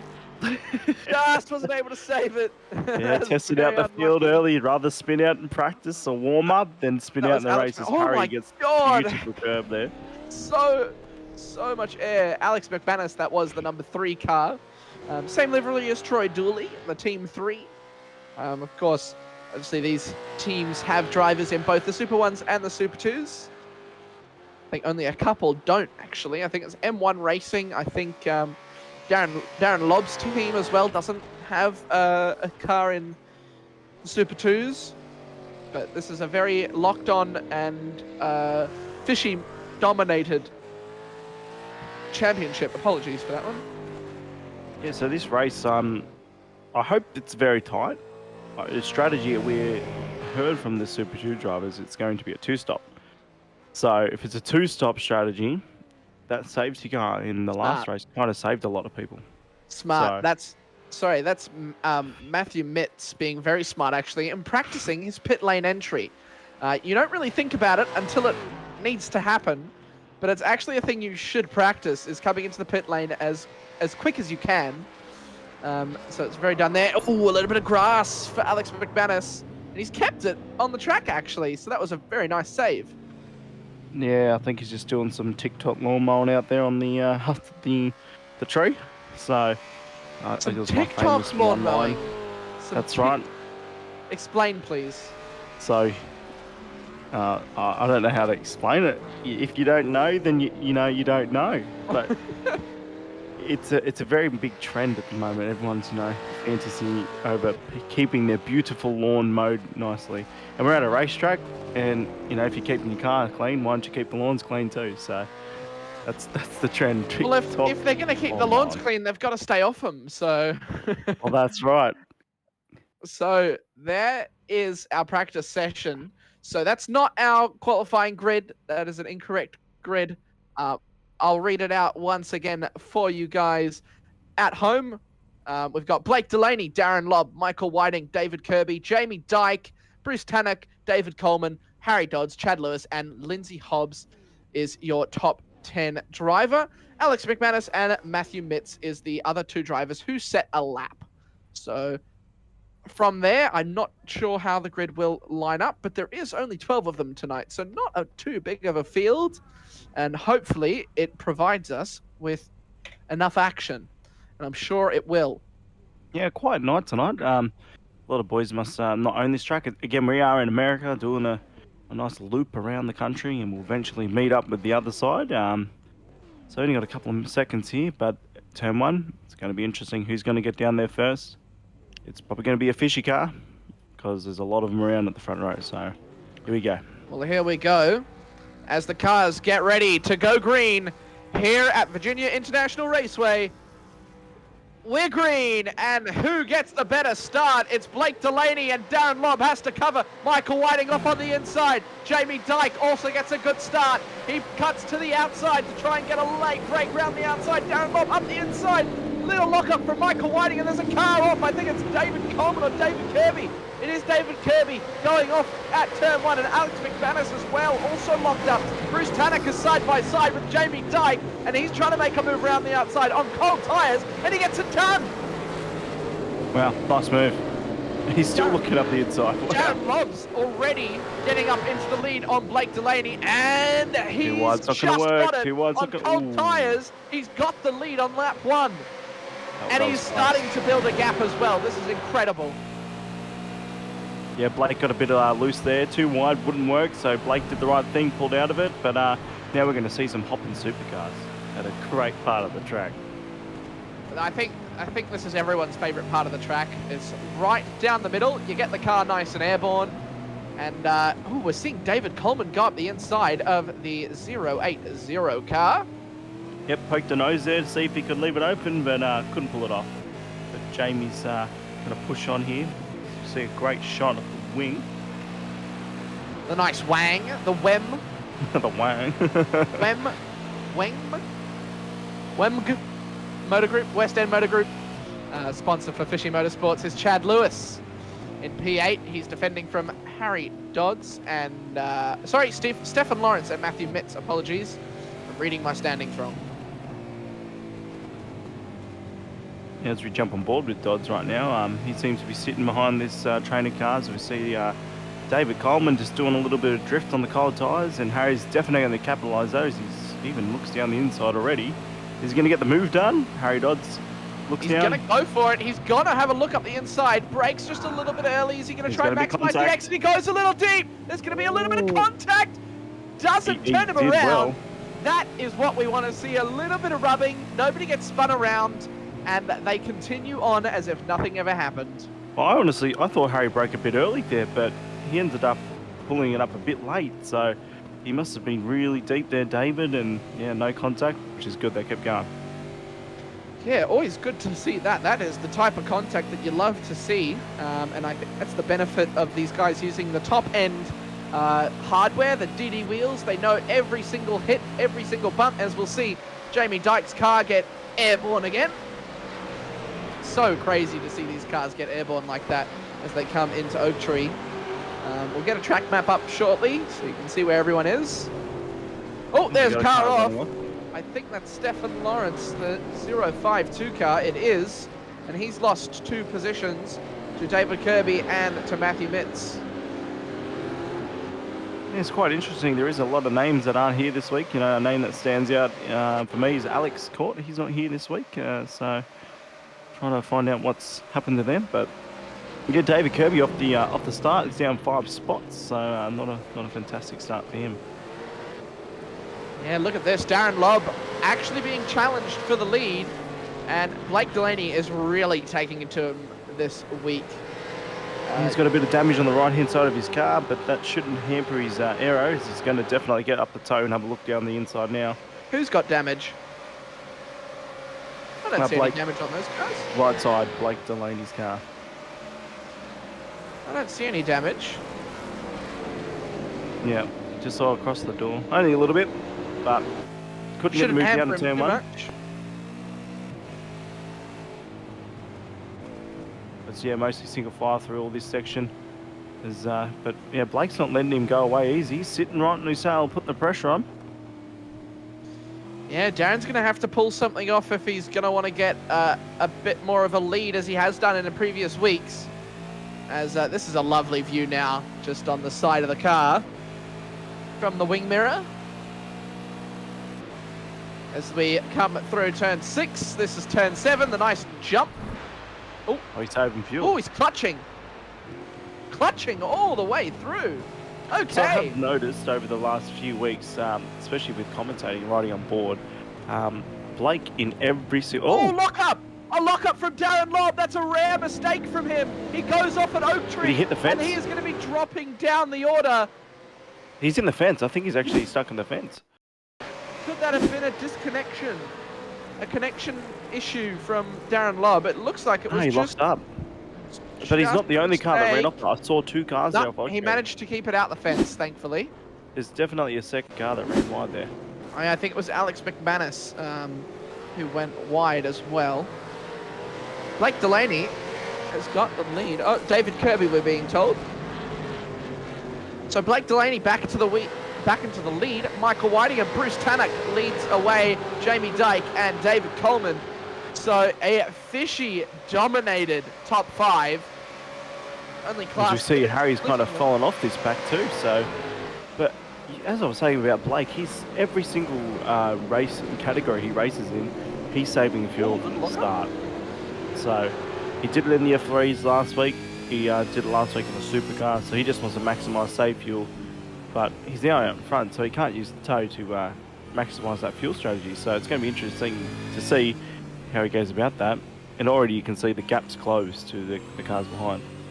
Well, the gap wasn't too big to the cars behind, but I think that mistake from Darren Lobb is going to be a sign to everyone else to be a little bit more cautious and not overdrive. I think that was possibly a little issue with overdriving the car from Darren Lobb. He's got a lot of ground to make up now, and he's going to be hoping for a safety car. Does look like the rest of them are fuel saving, so maybe that's just Blake's little hidden strategy, is he fuel saves just that little bit more than the rest of the boys. Yeah, it's definitely his thing, I think, because as I said before, he does in every single car he races. So, there's nothing better than having something up your sleeve that might work in your pocket, and he does it quite well. So it's a good strategy to have. The gap's now closed to 4.5 tenths. So Michael Whiten's definitely not letting him go. Yeah, and the more that those guys battle in front, the more that Bruce is going to be able to catch up, and in turn Jamie and David. So Bruce Tanek for Mac and Turbo Motorsport. It's a lovely blue livery that he's got there to split the fishy smell, but he is going to be smelling fish all around him all race long. And they've definitely pulled that gap away from Harry Dodd, so that gap's now 2.8 seconds, nearly 3 seconds. So Harry's just kind of dropped off a little bit and, halted David and Jamie towing away with Bruce in front. Yeah, I do have to wonder what is going through Bruce's mind at the moment. Does he just hold P3 and hold Jamie and David back, or does he begin to push and try and catch up to Michael and Blake? Nah, you're a racer. You want to go. You're not going to sit there and wait too long. You want to go for that win, especially when he's in a really good spot. It's either push now, get him in the safety car, or maybe a pit stop. But you'd rather get it done on track. Well, I'll bring Mr. Cowie in to talk to us briefly at the moment on how this race is going. We're 5 laps in. Cowie, are you with us, mate? I'm here, buddy. How is the race going for Harry in that performance sim racing cars? We've just seen Stefan Lawrence have a spin. I think he got on the grass. Yep, under braking the grass just came out from under him. It looks so far so good. He's up a couple of spots from the start, thanks to, I think was it Darren going a little bit deep there, and there was something else happened. So far he's looking pretty good. Yeah, so he's not overdriving the car at the moment, just trying to find a groove, see if he can stay on the tail of these guys up front here and stay in the toe. How did you find the race, Cowie? You had a little incident at the end, but how was the track feeling? How does the car drive? Look, it's really good. I really enjoyed it around here. I felt like I had some confidence and pace. That's probably what brought me undone in the end as well. But yeah, look, I had that little incident with Peter earlier around the tree. I thought it was just a bit of bumping, but maybe I unsettled him, so that's fair enough. I copped that on the chin. And you spun him round, Cowie. What do you mean, mate?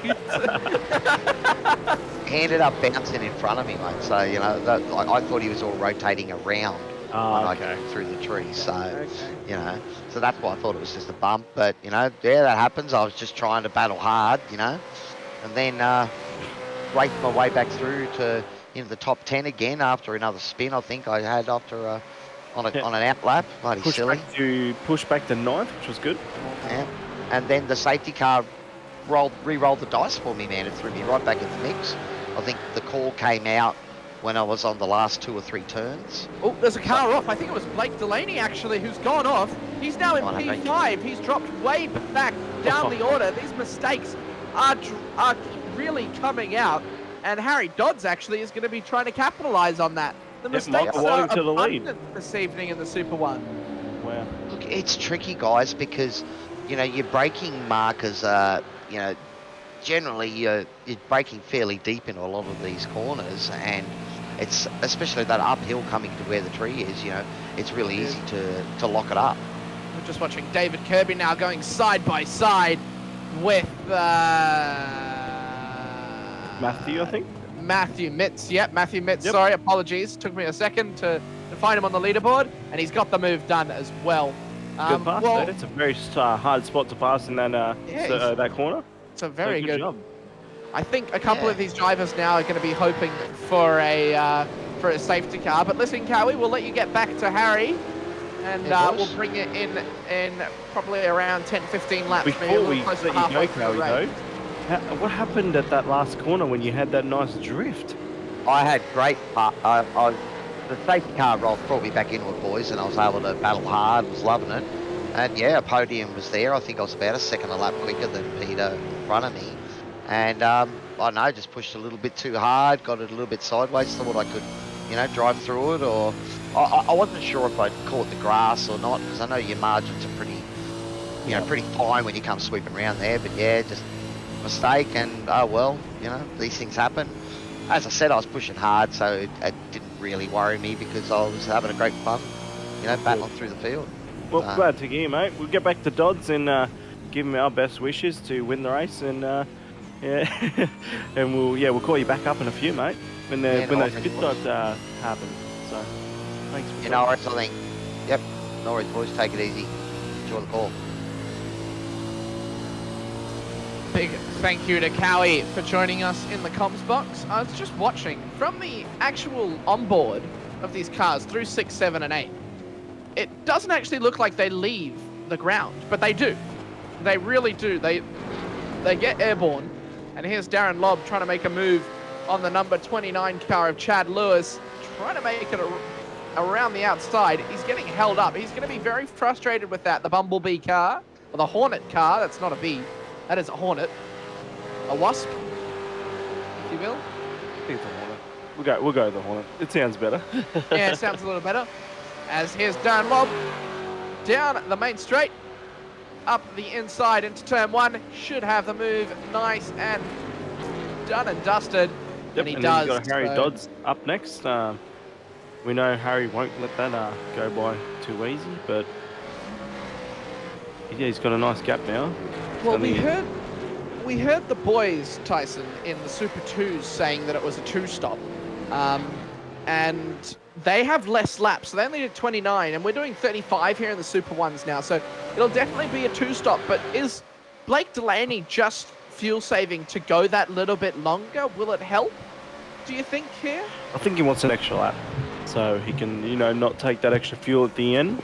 I don't think he'll probably save more than a lap without losing a lot of time here, because it's only a 35 lap dash, so he's probably trying to save a lap of fuel, and you know, it will benefit him. Even if he saves half a lap of fuel in the first stint and then saves half a lap of fuel later, it will help out in the pit stop against Well, he's himself, actually, especially after his mistake. Well, he's just about caught up to this pack once again, so he's right up in the battle for P2. Michael Whiting is not too far ahead, actually, so this is going to come down to pit stops, really. Yep. Of course, Bruce Tannock leading these guys away. It's just Fishy all throughout, and I am so happy that Fishy Motorsports has different colours for each driver, because we know exactly who it is. We got Jamie Dyke in the gold Piranha on that car, then David Coleman in the orange, and Blake Delaney in the white. So it's very easy to tell those cars apart, especially for someone who's colorblind like me.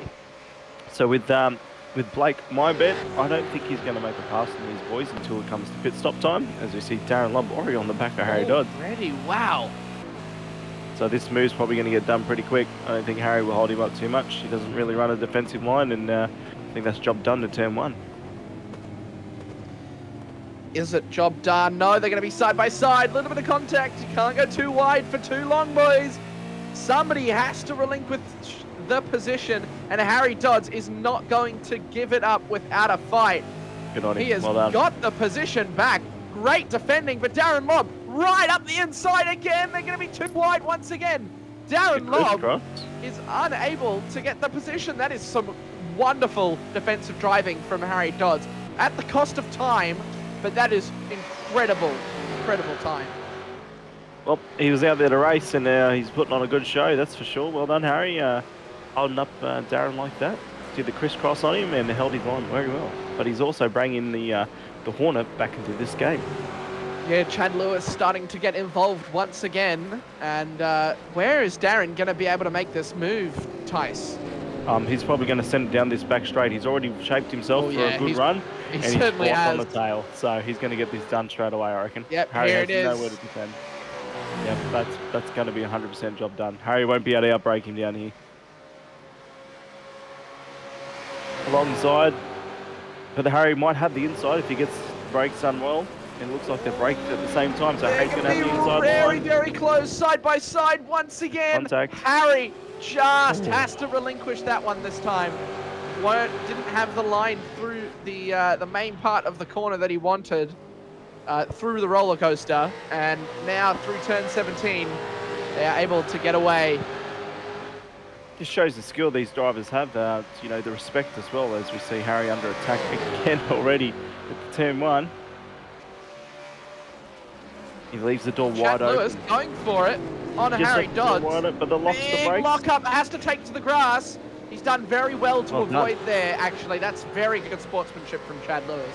Yep, definitely. But Harry's left the door open there twice to the drivers behind, but he holds on again through that section, so he's got his braking markers down pat, so good on. Bruce Tannock has had a mistake. Has he had a lock-up and dropped down a couple of positions? No, he's had a spin. There was no grass there, and the Fishy boys just went through. So it is a Fishy 1, 2, 3, 4. How many Fishy drivers is there more? Well, as we see, Stefan Lawrence now with another spin at the roller coaster there, so but he's back on track. I don't think he lost too many. I think he's at the back as well. Yeah, he's at the back. I don't think Stefan's done too much practice at this track. I think he's just gone out to have a bit of fun. And as long as he's enjoying himself, I don't think he's doing anyone any harm. But yeah, these Fishy boys, I really see them working together now, trying to work as a strategy. Probably save that fuel, because Blake, I don't see Blake trying to pass Jamie here, especially when they're all in a really nice pat, as we see Harry again on the back straight. Is he going to outbrake? He's going to be on the outside again for Chad Lewis. Chad's going to be able to get through here, I think. Nope, they're going to hold it side by side. That is very good driving from Harry Dodds. That's what I expected Harry to do against Darren, but this time he gets it perfectly well done in time. So good job, Harry, on that defensive drive. But the door keeps opening, and the people are going to keep walking through. Yeah, you're certainly right. He's got to start defending a little bit as Chad Lewis flashing his lights at him to say, hello, I'm here. I'm going to take that position if you're not careful.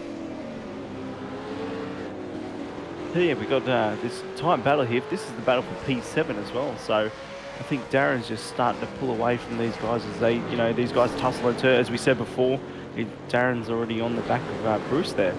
So we know Bruce made a mistake earlier. So the pressure's on.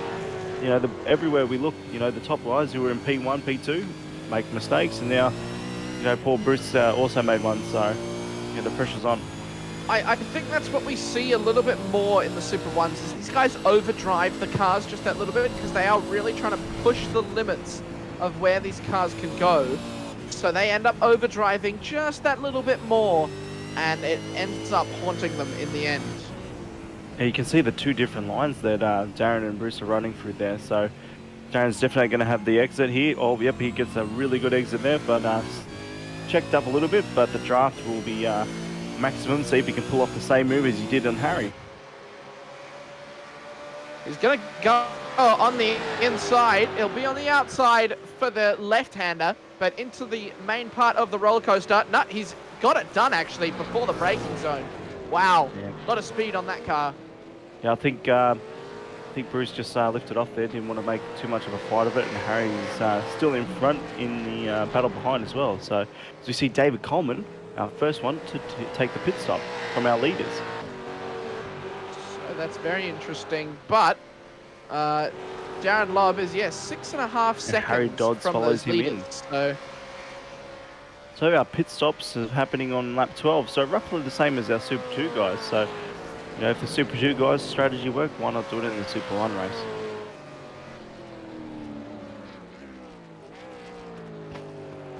David Kirby now on your screens. The number 307 car, the red Fishy Motorsports driver. Yeah, I like that red fishy car. Red's my favourite colour, and if you see my car on track, it's nice and red. So David pushing on hard, sitting nice and pretty in P7, down 3 spots, but see these boys, just that shot's never going to, I'm going to say it every time, it's never going to get old. It's a great shot. It's so good seeing those cars go through 6, 7, and 8. I'm going to dub that as the S's, I think. Yeah, definitely. Well, the producer says it's called Snake and S's. Well, if it's called Snake and S's, well, let's take it. Because it looks like a snake and it's got S's. So it works for me.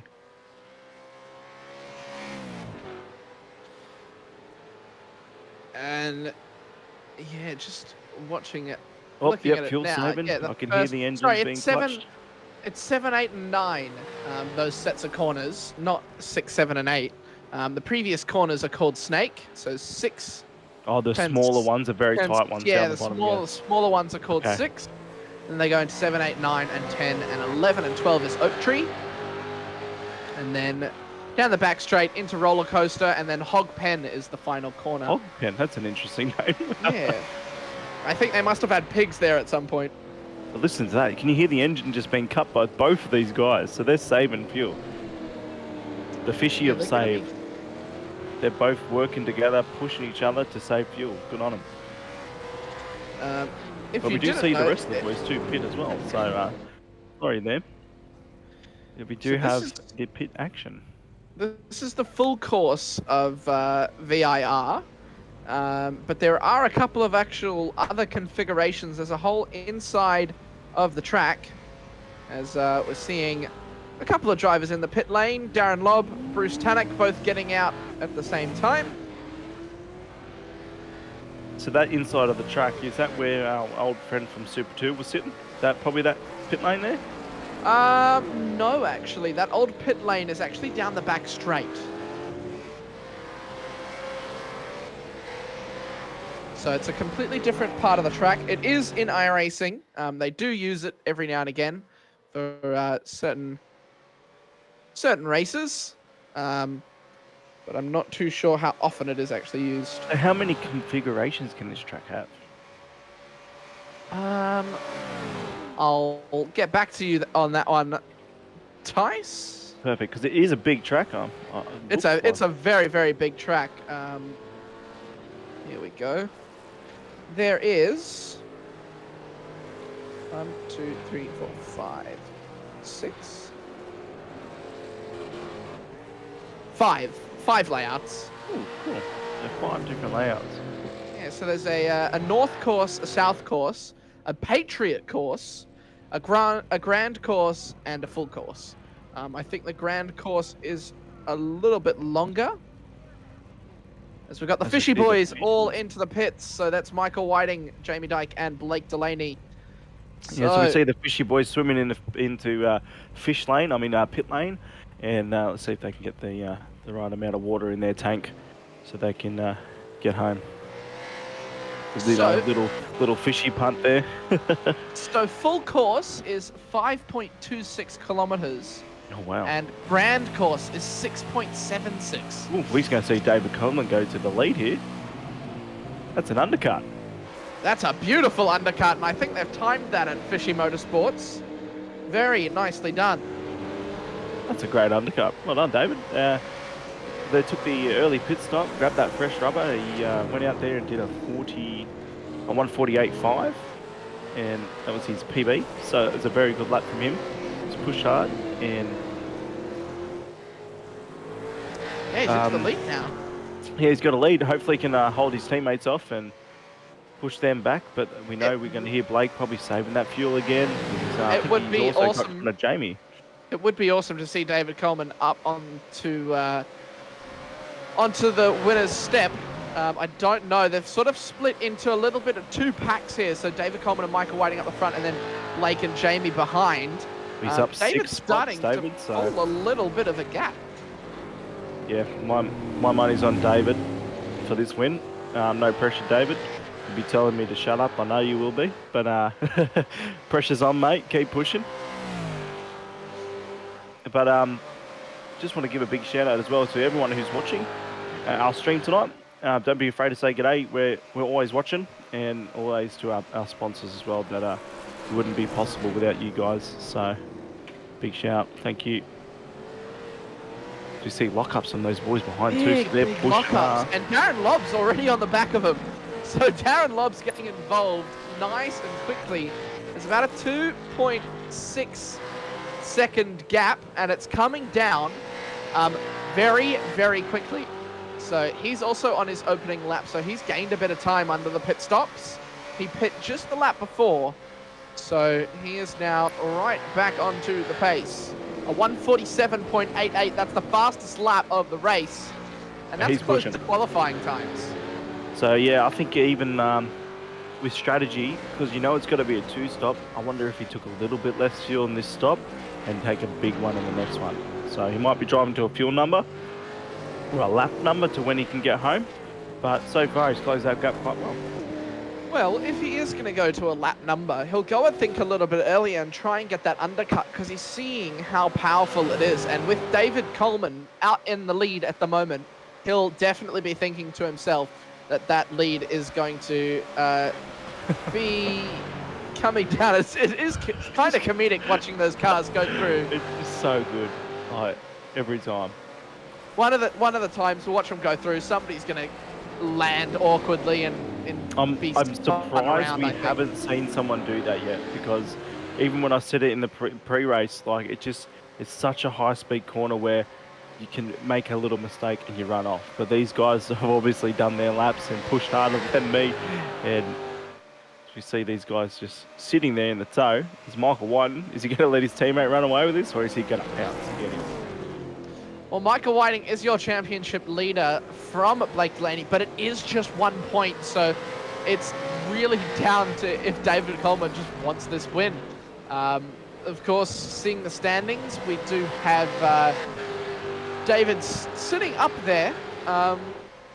We'll get the standings up on your screens in just a moment. We'll get it up again. You can have a quick look as we're seeing this battle.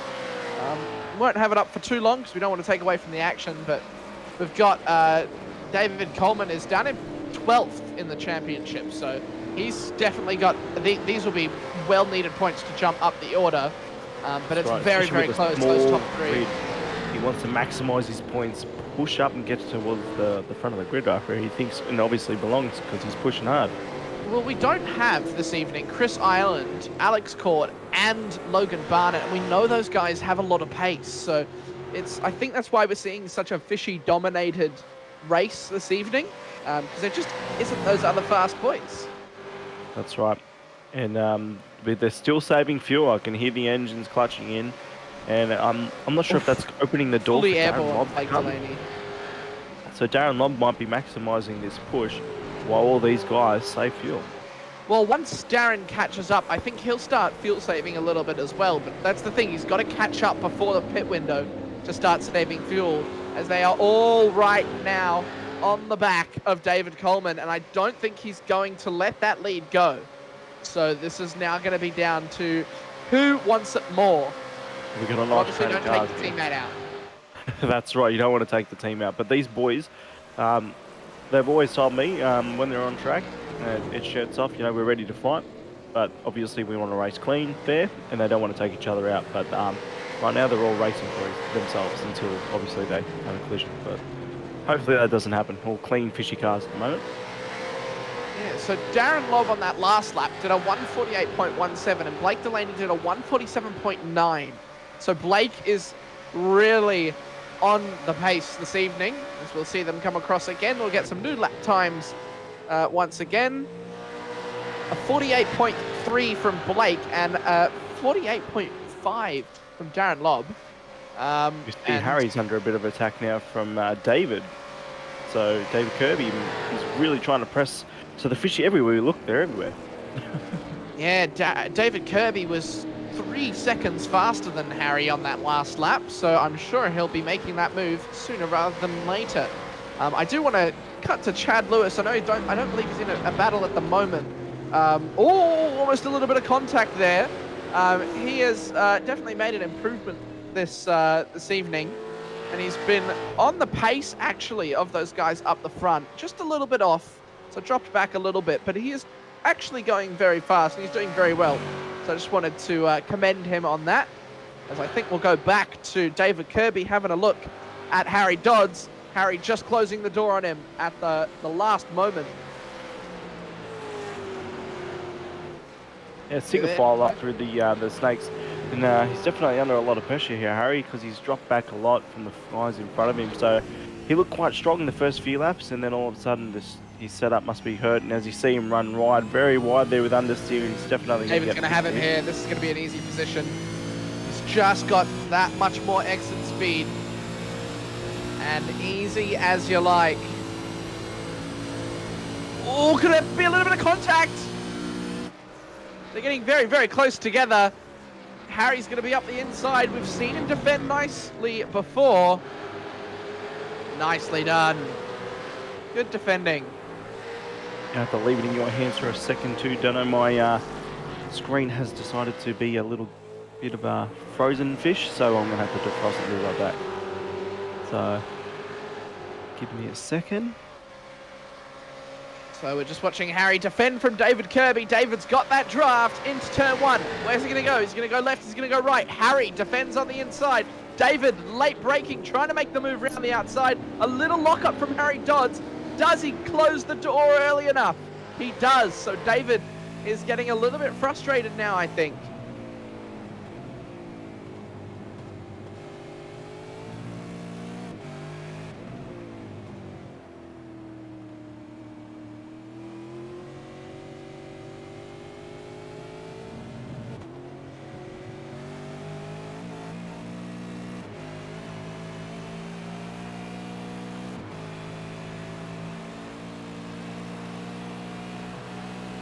Dana, you there? I am there. Tyson, are you with us again? Yes, I am. Rejoined. It's beautiful. Sorry, I was just admiring this battle. I was kind of mesmerized by it. It's kind of leaving me speechless. Harry is doing a wonderful job defending from David Kirby. Up the front, Darren Lobb has almost within a second now. He is within a second now of the front 4. So yeah, it's good to see Darren's actually pushed up for that mistake, and he's catching up. Harry's defending well. We got battles everywhere, so Harry's defended that position much better than he defended his other positions. But see, look at these gaps at the front. No, we're getting close to that second pit stop too, especially for David, who pitted early, who's now in P2. And now P3. Yeah, dropping down the order now. Blake is going to be chasing Michael. I think he wants his championship lead back.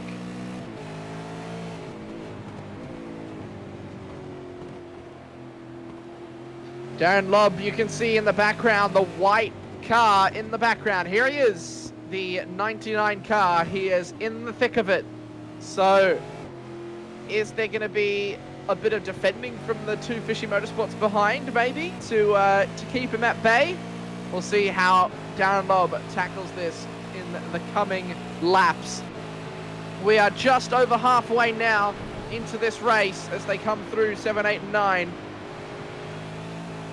Yeah, we've seen a few of these boys, especially like Jamie. He's been a bit quiet today. He hasn't pushed too much, sitting in his position. He's only up one spot. But again, he's only got his teammates in front of him, so not much to worry about apart from now. Darren, right behind, pushing hard.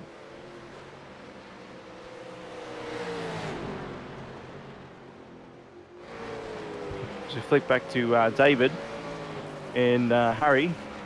Harry's still under pressure. This has been going on for a couple of laps now. Harry's still holding him off, but he needs to still maximise those exits so he doesn't get give any opportunity to David to catch him in the draft, especially down this long straight.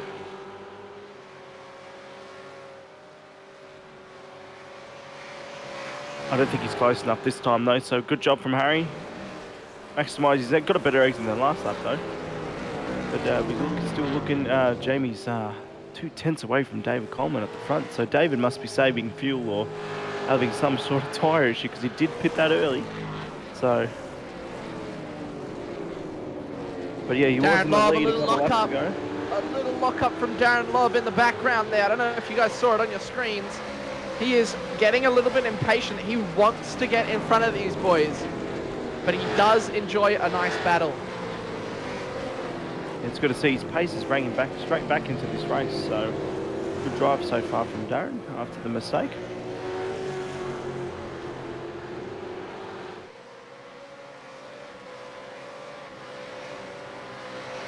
But it's good to see after we've been, 20 laps into this race, we still got 5 cars within a couple of seconds of each other, pushing hard, and that's what Super 1's all about. Good hard racing like this. Yeah, it certainly is, and a couple of mistakes maybe from Jamie Dyke, and Darren is going to try and maximise that exit once again, but these boys know how to drive, and it's not going to be easy for him. Yeah, Jamie definitely got a bit loose under brakes there at the tree, and he's got a great exit though, and still pushing hard. Yeah, they're pushing very, very hard to get this done. We might try and get Cowie back in to fill us in on the fuel numbers that Harry's on, because I'm pretty sure Harry's on the same strategy as David, so quite interesting to hear what numbers he's got left.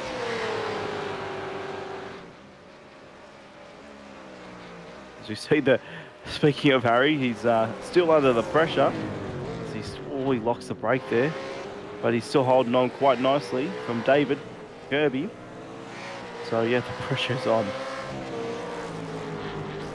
The pressure certainly is on. He's not been able to make the move yet, as they are getting so close to that grass on the left-hand side. Wow, they really are using all of the track. This is a track where you kind of don't want to use all the track. You want to just use the one line. And Harry's doing a very good job of defending here. Yeah, he's doing much better than he was in the first stint, defensive driving, putting his car in the right spots and maximising his exit. So good on Harry. Yeah, Bruce Tannock's actually fallen off the pack as well. I think it's the 1-2-3 car, isn't he?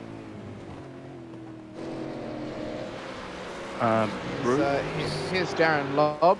He is the 1-2-3 car. This is Darren Lobb, the number 99 car. He's still not able to make that move, and I don't know if he's I think he might just be fuel saving. We'll have to go on board to confirm that and see if it's true. Yeah, but these guys aren't really pulling away from each other, so I think they're all going to be fuel saving until this next pit stop, which will be quite soon because we've only got 15 laps to go. So, and Darren, he's getting very close. Is he going to go for it? Up the inside into roller coaster. He is going to go for it. Side by side into roller coaster. You can see them flickering on the brakes, trying to make a move around the outside on Jamie Dyke. He's got it on the inside this time. Darren Lobb just getting a little bit out of shape, and he's off. And he's just missed the barrier. But all that hard work has gone for nothing. Oh, I think he might have hit the fence there, but such a shame. He was having a good drive back there, Darren, and a little bit of contact. We're definitely going to get a DSL replay for that. But as we see, David and Harry. Oh no, David's got a little bit of grass and just let Harry go. All the pressure gone. Seeing mistakes happening all over the place. These tyres must be getting pretty hard and worn. As we see the replay here. Gets a little squirrely on the curb and makes contact. Dodges that first barrier, luckily, and comes back on the track. So he didn't lose too much time. So he might be able to push back again, but, you know, mistakes they still hurt. Might have to go for that super undercut now. Well, it worked the first time, so hopefully it can work the second. Maybe a safety car, late safety car from somebody. Not sure who would bring it out, but it could be a possibility. This is the battle for the lead now. Michael Whiting leading them away. He's up 2 positions from the start. And Blake Delaney is down 1 position, actually, as well as we've got Cowie back in the box. to join us once again. Cowie, Harry has been defending like crazy from David behind him. How's it going? Yeah, look, How it's is he going finding good, it? mate. It's awesome. Yeah, Harry's driving awesome. So we're just trying to, we know where Harry's strong around here, and especially sort of coming up the back section here, he can stay on the outside. He's then got the inside coming down the hill. And that seems to work for him there. So we've just made sure that they can't get up the inside of him into T1 and can't get up the outside of him here and everywhere else. Harry's been really strong. It's only really the toe that's giving them a chance. And all you got to do is make him take the long way around, and if you can do that, Well that's done. what Harry's done so far, so it's going good. But my question to you is fuel. When he's going to pit Exactly. next? Well, we're just looking at the numbers then, and Harry's basically going to be pitting in another lap, so I'll jump out of the chat very soon, gentlemen. But we excellent. had been discussing it, so we know. So Harry's going. He could have pitted that lap. That was probably critical lap, maybe 22, but that would require a bit of fuel saving to do the cool down maybe as well. So yeah, so we've hit our critical lap now. Harry can pit this lap, and we can charge home. Excellent. Well, thanks for that information, Cal. We'll let you get back to Harry and push on for the rest of the race, mate. Well done. Thanks, boys. That's some good information there. So we know the critical lap is technically open, so we're going to definitely see this pit lane open very soon for these front guys. As we see a fishy car just quickly disappear and reappear, but they're not under pressure from. Actually, no, sorry, Darren's still there. Yeah, They're Darren's not still really there. under He's pressure. getting a little bit of time back, but he's just unable. You can hear them fuel saving into roller coaster. So it's going to be interesting to see if Darren continues to push, goes for that early pit stop, and if he makes up just that little bit of ground. I think we'll see David into the pit lane this lap, and I am right, and so is Jamie. So if Harry was going to pit, I've no doubt that David Coleman was going to pit because they pitted around the same time. So they're on the kind of the same strategy, I think, and I was right. So Darren Lobb also followed him in the pit lane. So this race off pit lane again. David got the undercut last time. Can he do it again? Michael Whiting and Blake Delaney stayed out. So, strategy time, it's always good. And as we see, David Kirby as well here stays out and dodges in pit lane. So, just as Cowie said, in the early pit lane, and Darren Lobb's also come into the pits with Jamie Dyke and David Coleman as well. So, he's trying to stay on the strategy with them, because if they go for that undercut and they get Blake and Michael, then it's going to be very, very close to see if Darren gets them as well. So, this is going to be very, very close. We don't know what the fuel is for them. Darren's back out on track. And he's right up the back of David Coleman. It's only 2 seconds, the gap. I think Jamie Dyke actually jumped. He did jump David in the pit stop. So fuel saving for Jamie must have worked there. He's 4 seconds ahead of Mr. Coleman. So 6 seconds total to Jamie Dyke. But Darren on these fresh tyres is going to be very, very quick. Yeah, a bit unfortunate to see David fall back as much as he did. He must have missed his brake in pit lane, so he must have overshot his pit barriers or something. And yeah, he's lost a lot of time there to his teammate, and definitely going to probably lose a lot more time to the boys that were in front. So a bit unfortunate, but Dave will push on hopefully, and he'll work with his teammates to keep Darren behind. Certainly, Jamie currently sitting in P5. We've got Chad Lewis, David Kirby, all the top 4 actually yet to pit. It's about a 36 second gap to Jamie Dyke from the leaders. So there's Chad Lewis and David Kirby going in. Yep. Oh, a little bit touch and go for David behind Chad. David's closed that gap ridiculous there on entry, so it could be very beneficial for David in the race time. So we'll see with this rejoin with Harry, because Harry's definitely in this battle. So if Harry can come out in front, or is he going to come right next to him, it's going to be interesting. And we'll keep an eye on him. Here he comes. He's just come through Roller Coaster, and he comes now through Hog Pen.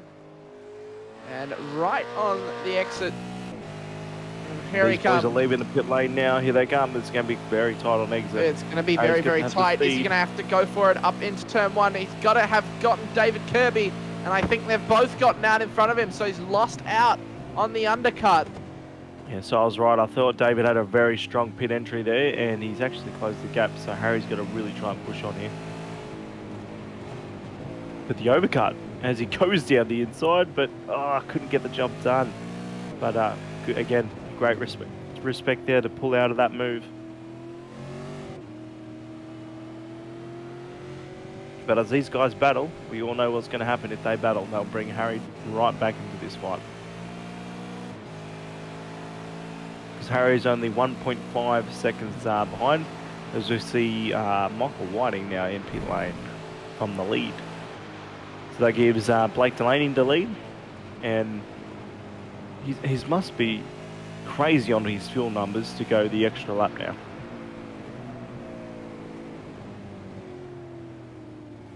But we're on board, and as we see, David gets a really good run there on Chad. Straight away defending. Trying to close him off, but he's just going to be on the inside now. Job's done. Good move. David Kirby just getting it done. Very, very close to Chad Lewis. Yep. That's a very good move. But as you see there, Harry's already closed that gap so much there. He's already within, nearly within a second. But good move by David. Yeah, very good move in the end.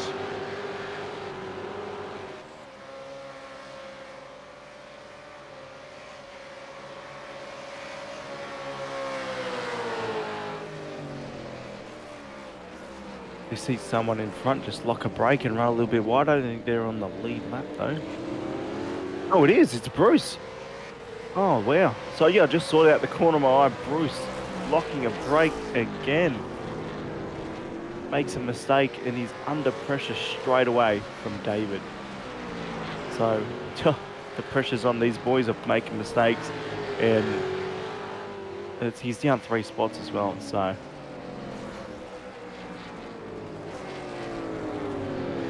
Oh, yeah, he's really closed that gap, hasn't he? He's pushed already back on the back of David Coleman now, so he really wants to get this job done as soon as he can so he can push on and try and catch up to Jamie Dyke. Well, it's about a 3-second gap to Jamie Dyke from where he is now. So he's going to have to get that move done very quickly. There is not too long left to go in this race. It's about 7 laps. 7 or 8 laps, and he's catching David, but is he going to be able to get that move done? Well, if he's able to close the gap twice, hopefully this time he can close it and get it done. Well, here is David Kirby going for the move on Bruce Tannock. He pulls to the inside of the first turn. He'll be on the outside for the next one. They're both braking at the same time. They're very close to each other. Ooh. Does Bruce Tannock just squeeze him out? He does. Very nice defensive maneuver.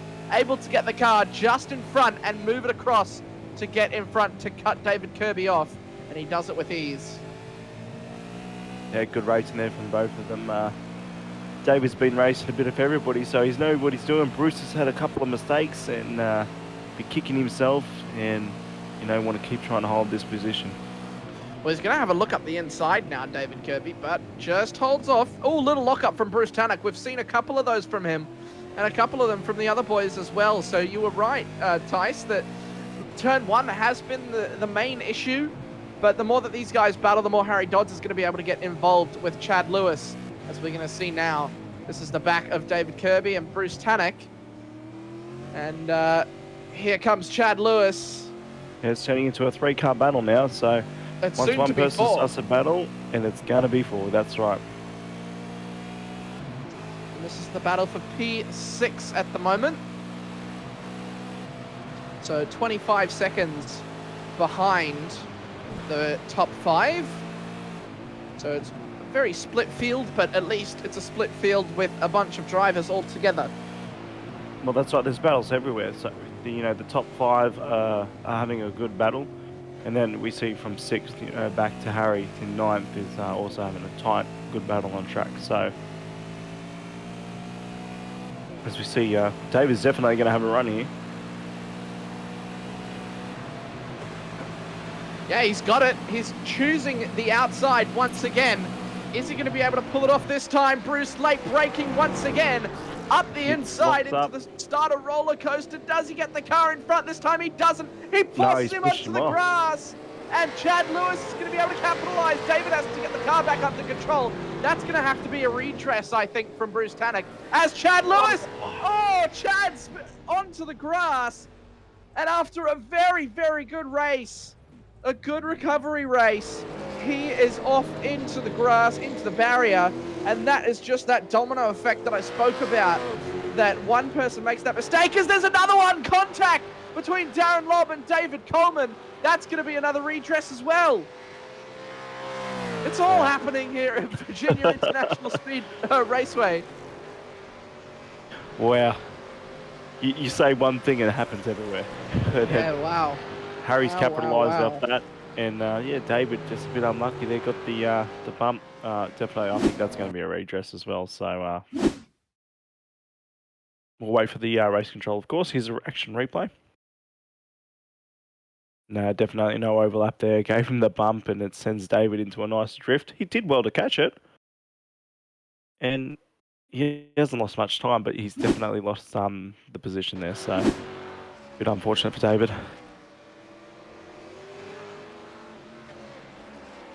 And Harry's on, as we go, switch to Harry, 4/10 behind now, so he's really on the back of Bruce. I'm not sure if Bruce has cooked his tyres, as Harry literally does the same behind. So Harry's going to really push and try and get this P6. Yeah, he certainly is. He's getting very close to Bruce Tanak. He's got to get right up the back of him. But I think that Bruce is going to have to redress the position with David Kirby, so we'll see now. I'm just turning on my race control so I can hear what's going on. Yeah, I haven't heard anything from race control. They did say they were investigating it, so definitely going to be hearing from them in a minute. So Harry might even just have to sit there and wait for race control's verdict before he might get himself in trouble too.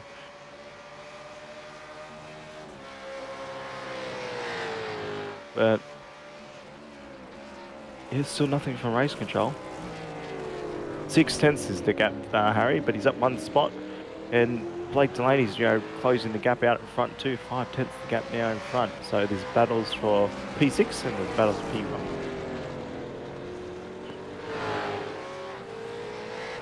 But you can see Harry's really pushing because he's just getting a lot of squirrel off the exits and hasn't got much drive, but he's still closing that gap. Yeah, he's getting very, very close. I don't know if he'll be able to make the move. There's 6 laps to go, so he very much could make that move. He's closing the gap there, and so is Blake Delaney on Michael Whiting.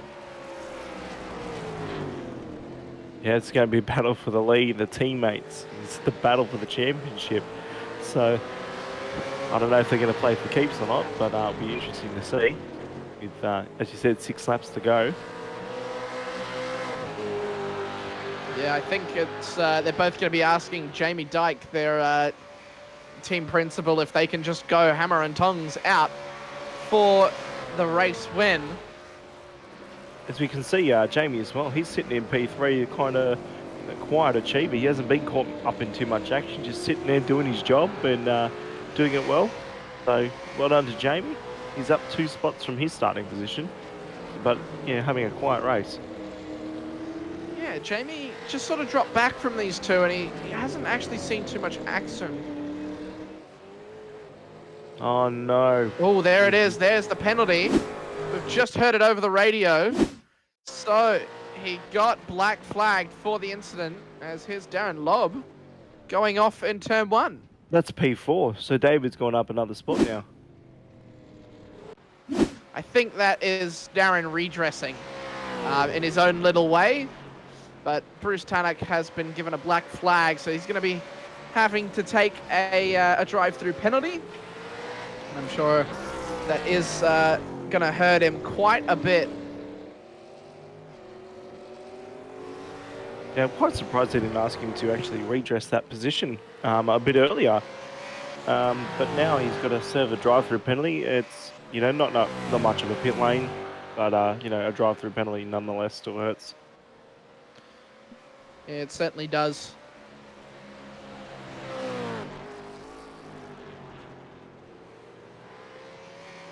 Any penalty really hurts you in these races because, you know, they are so close together. The field has sort of spread out a little bit. This is sort of the only other battle other than the lead that is happening on track, but it's soon to not be a battle. As you can see, that gap right out in front now is just 0.2 of a second. So we know Harry's going to get this position. So well done, Harry. Good drive so far up to P6. So it's going to be 2 spots for him after this penalty served, if he doesn't make a mistake on the way home.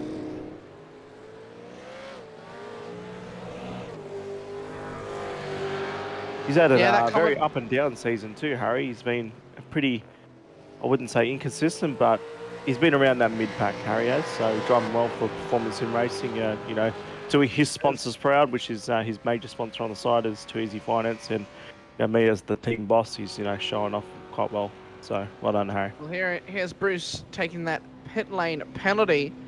Is he far enough ahead to stay in front of David Kirby? David Kirby coming across the start line now. Bruce Tannock has to get back up to speed. It's going to be close into turn 1, but I think he's able to keep the position. Well, so he didn't even technically serve a penalty then, because the car he had contact with, he's still in front.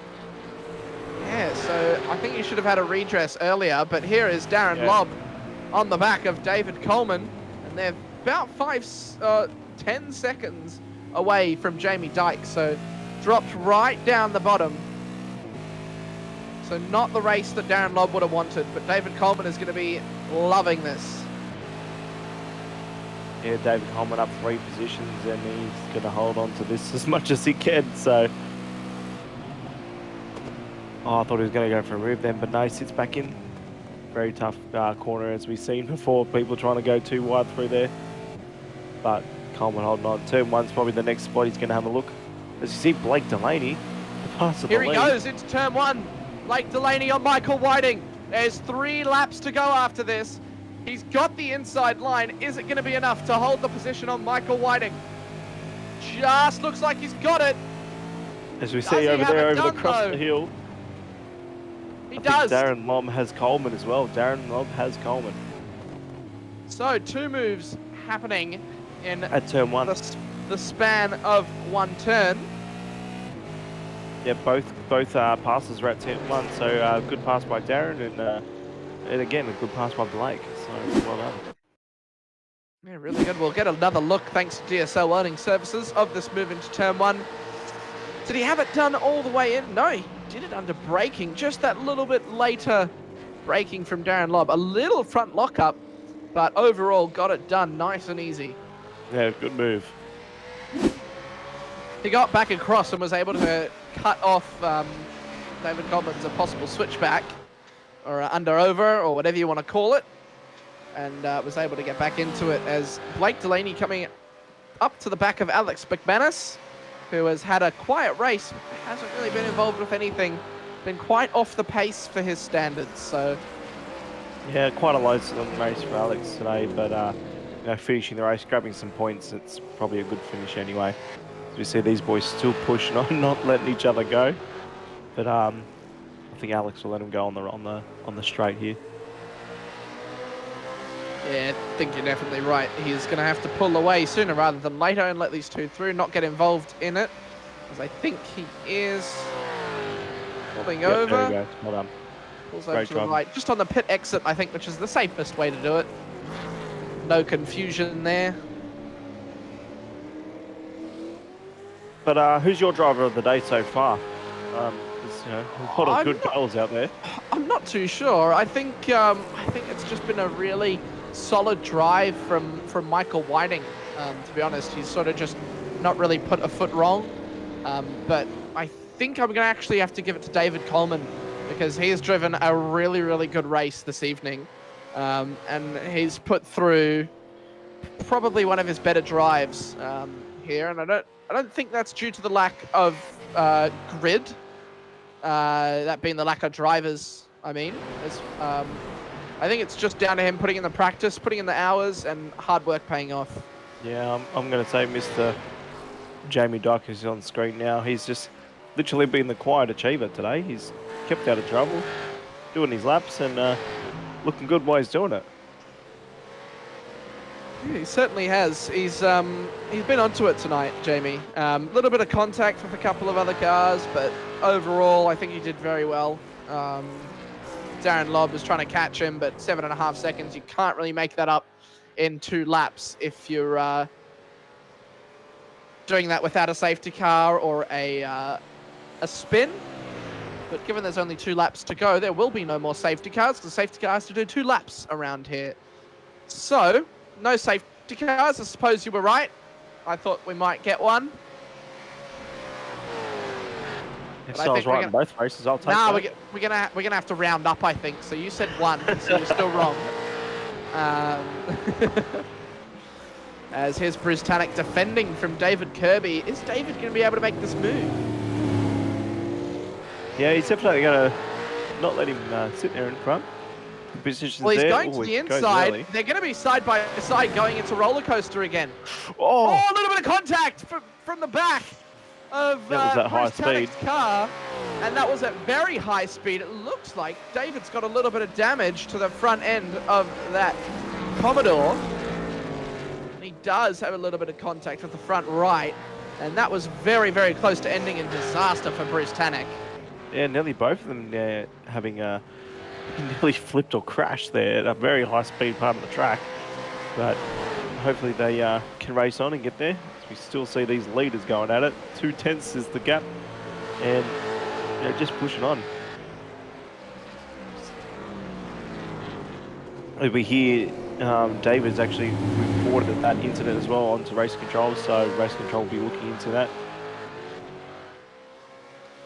Yeah, it sounds like they are looking into it right now. We'll wait and hear what they say. We're on lap 34. We are almost finished here at VIR, as here is Michael Whiting for the lead on Blake Delaney going into the roller coaster turn. Blake is on the inside. Is he going to be able to cover him off into the next corner? He is. Very nicely done there. Good move. Well, good defense, I should say. Oh, and again, here they go.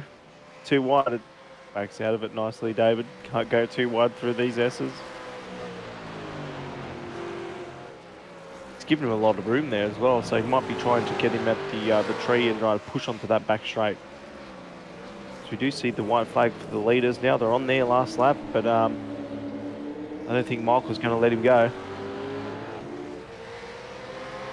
He certainly isn't. So we are on the final lap now, as you said, Tyson. As this is going to come right down to the wire. We'll see a couple of onboards as well, I'm sure, as only 7 or 8 drivers on the lead lap. I believe 7 or 8 drivers on the lead lap. So we've got 10 drivers on the lead lap. Oh, sorry, it is 10 drivers. Apologies, everyone. No, it is. It's only 6 drivers on the lead lap. So Harry Dodd's done very well to stay on the main lap. Not sure why that's changed, but you can tell on the standings by the blue. The blue drivers are the ones that are a lap down. And it is changing, so I'm not too sure. Yeah, that's possibly an error. Only one car's gone a lap down. Okay, so it is just Alex McManus. My apologies, everyone at home. As here goes, Stefan Lawrence has disconnected as well, so that's why he is. And Peter Baxter is our safety car. But here we go, Michael Whiting. He's going to have to send it now. 2 corners to go. Is he going to be able to do it? There's 2 corners left. Here's the first one. And then into Hogs Bend. And there's going to be a drag race. He gets a better run, though. He gets a really good run. He does get a better run. This is going to be a photo finish across the line. Blake Delaney leads them across. Michael Whiting pulls to one side. And Blake Delaney just gets the win from Michael Whiting, his teammate. And Jamie Dyke trundles along to get 3rd. It's a fishy motorsport 1, 2, 3. And Darren Lobb comes home in 4th. He was doing very well to catch up there. That gap was 0.051. Wow. Wow. So a photo finish in both races. We had a photo finish in the Super 2s, but not for P1, obviously. But a very good finish. There is nobody in their team chats for this race. Nobody in the Fishy Motorsports chat. But I guarantee they'll be swimming all the way here because they're on the bloody podium. There's 3 of them on there. That doesn't happen too often. But well done to them. Harry Dodd's coming home in a nice P6. David in P5. And as you said before, Darren Lobb a nice P4. We do say he changed the position there. David's had an off at the last corner on the last lap. No. Wow. He was having a great race too. That is what happens, unfortunately. When you're pushing too hard, you get a little bit complacent on the final lap. And Matthew Mitz has had an incident, and he's clutching it, bringing it up. He's clutching it all the way home. No. Oh, wow. He's really out of fuel, I think. As this is the incident here. So just too much. Oh, wow. That's into Oak Tree. He just got on the brakes too late. I wonder if he's got a lack of power. I think he's doing or he's some run out of fuel. TikTok mowing there. So here's Blake Delaney, your race winner for round 4 of the Super Ones. He will take his lead back at the top of the table from Michael Whiting, his teammate. And Jamie Dyke will get some much needed points for himself. Yeah, we'll try and get those boys into the com box once they jump up in the green room as well. So,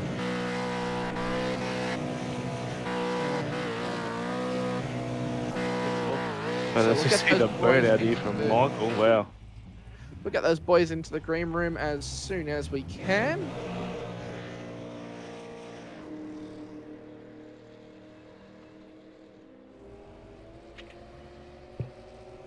What do you think of the racing tonight for both races?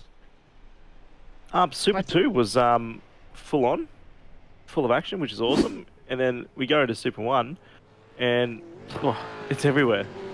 But there were mistakes everywhere as well. That's exactly what I was about to say. A mistakeful race. Turn 1, as I said, I thought it was going to be a big bite point, and it was. A lot of drivers making mistakes, but it still made good racing, and there was a lot of respects, and it was good to see. And you know, the Fishy boys coming home with the win, and Blake getting back on top. So, yeah, good stuff. Yeah, very good stuff in the end. From all of the drivers out there, there was a couple of, I think there were more mistakes in the Super 1 than there were in the Super 2, which you don't really see too often, but I think with the smaller field, which you can see is absolutely dominated by Fishy Motorsports drivers, you could have spun flipped a coin and it would have landed on a Fishy driver. That's right. Not sure what that analogy means, but I'm going to stick with it. You can see P3 Jamie Dyke is in the green room, so we'll get him up here. One moment. Here we go, Jamie Dyke with us. Tyson, take it away. Well, Jamie, I'm going to call you the quiet achiever for that race. What do you think? Shit. Yeah, well, tell me about your race, man, from your point of view, because from our point of view, as I said, I thought it was a bit quiet for you. You drove to a number and you got there. Yeah, I drove to the number and then I just got held up by every Tom, Dick and Harry. Was it literally Harry or no? No, it wasn't Harry. I'm disappointed. But, stupid moves that were on position-wise, but cost me battling for the championship. But that's all right. Virginia is not my strong suit, so on to next week. On to next week, definitely. But definitely, still a good race. A podium's good. You know, Fishy's 1, 2, 3. But where are those other 2 of your teammates? They're probably hiding, patting themselves on the back for a job well done. Yeah, it was a very entertaining battle at the front. There was passing everywhere. A battle, with one of your other teammates at the back there, David. He was having a good battle with Harry all the race, but nonetheless, but a good race from you. So Yeah, Coleman's pace is coming on. I said it last week. And yeah, I had my money on him today. I put all my money on him to win the race, and then he disappointed. And he was first stint was awesome, and then he pitted, come out in front. And I'm like, oh, the undercut, and then where did he go? I was so disappointed, but yeah, he's on it. Yeah, I think the boss put him under a bit too much pressure, and he ended up cooking his rears. But he'll know to bump Mike off soon enough. Yeah, I also felt like as soon as I said that, he was going to have a good result, he kind of fell off the cliff. So a bit of commentator's curse, but we won't tell him that. Aren't you the team boss, Jamie? No. Oh. No. No, he's the cheerleader. So what's the reason for you having the gold piranha then?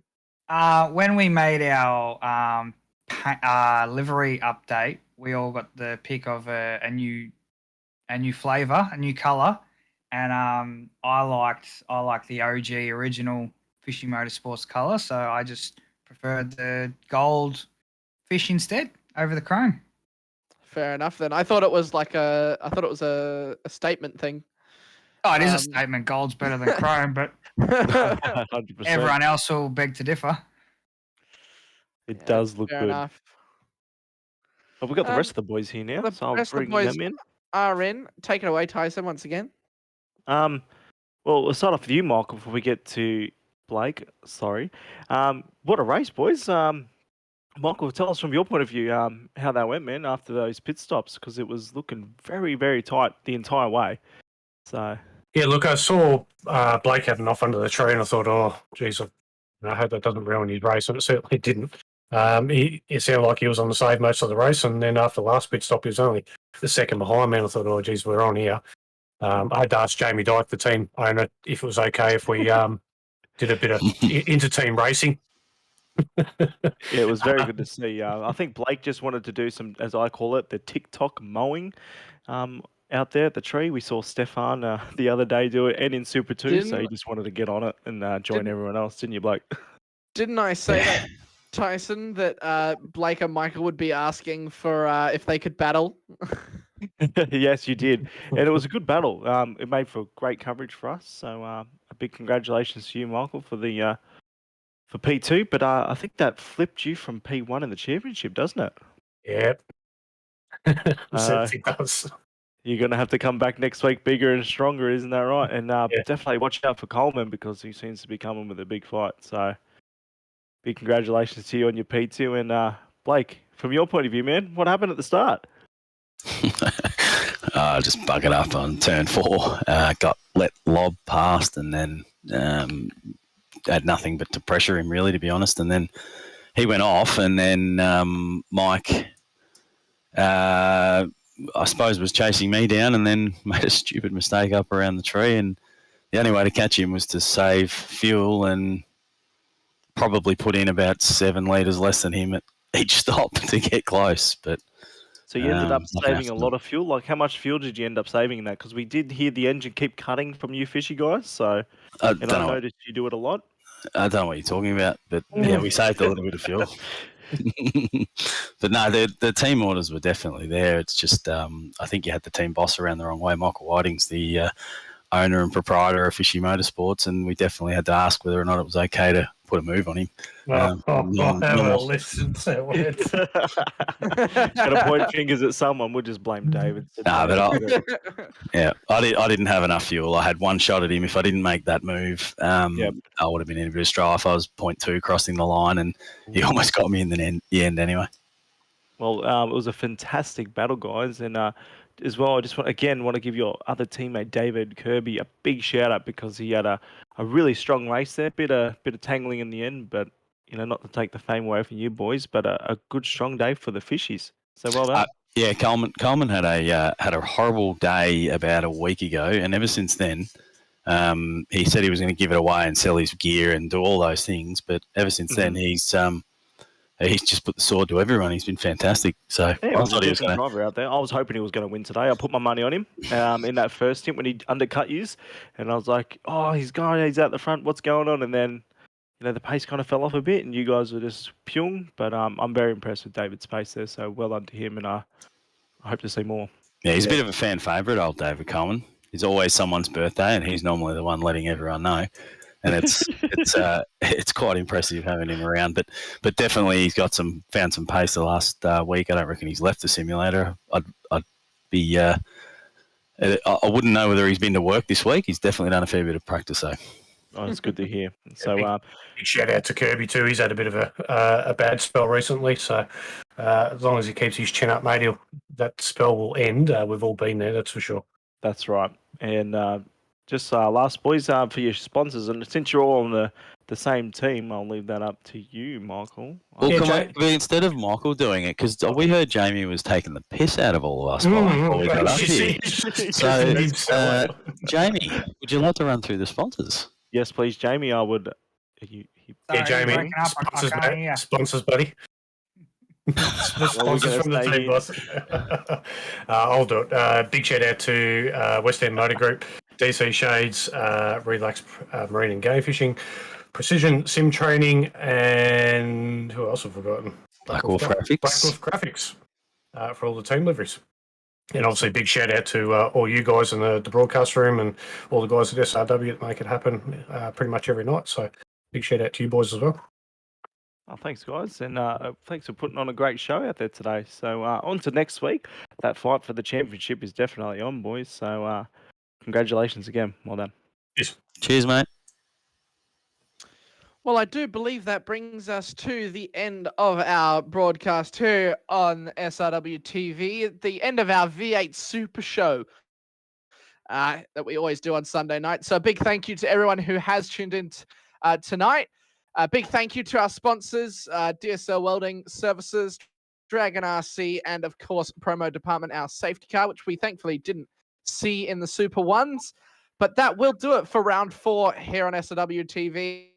From everyone here at SRW, a big thank you for watching. Make sure to like, follow, subscribe, everything under the sun to support us. It is very, very appreciated. We can't do it without you guys. From all of us here, from myself, from Shibby, and from Tyson, we will see you guys tomorrow for some left turns on an oval. But there's 3 turns this time. It's at Pocono. We'll see you guys then. Cheers, guys. Yeah.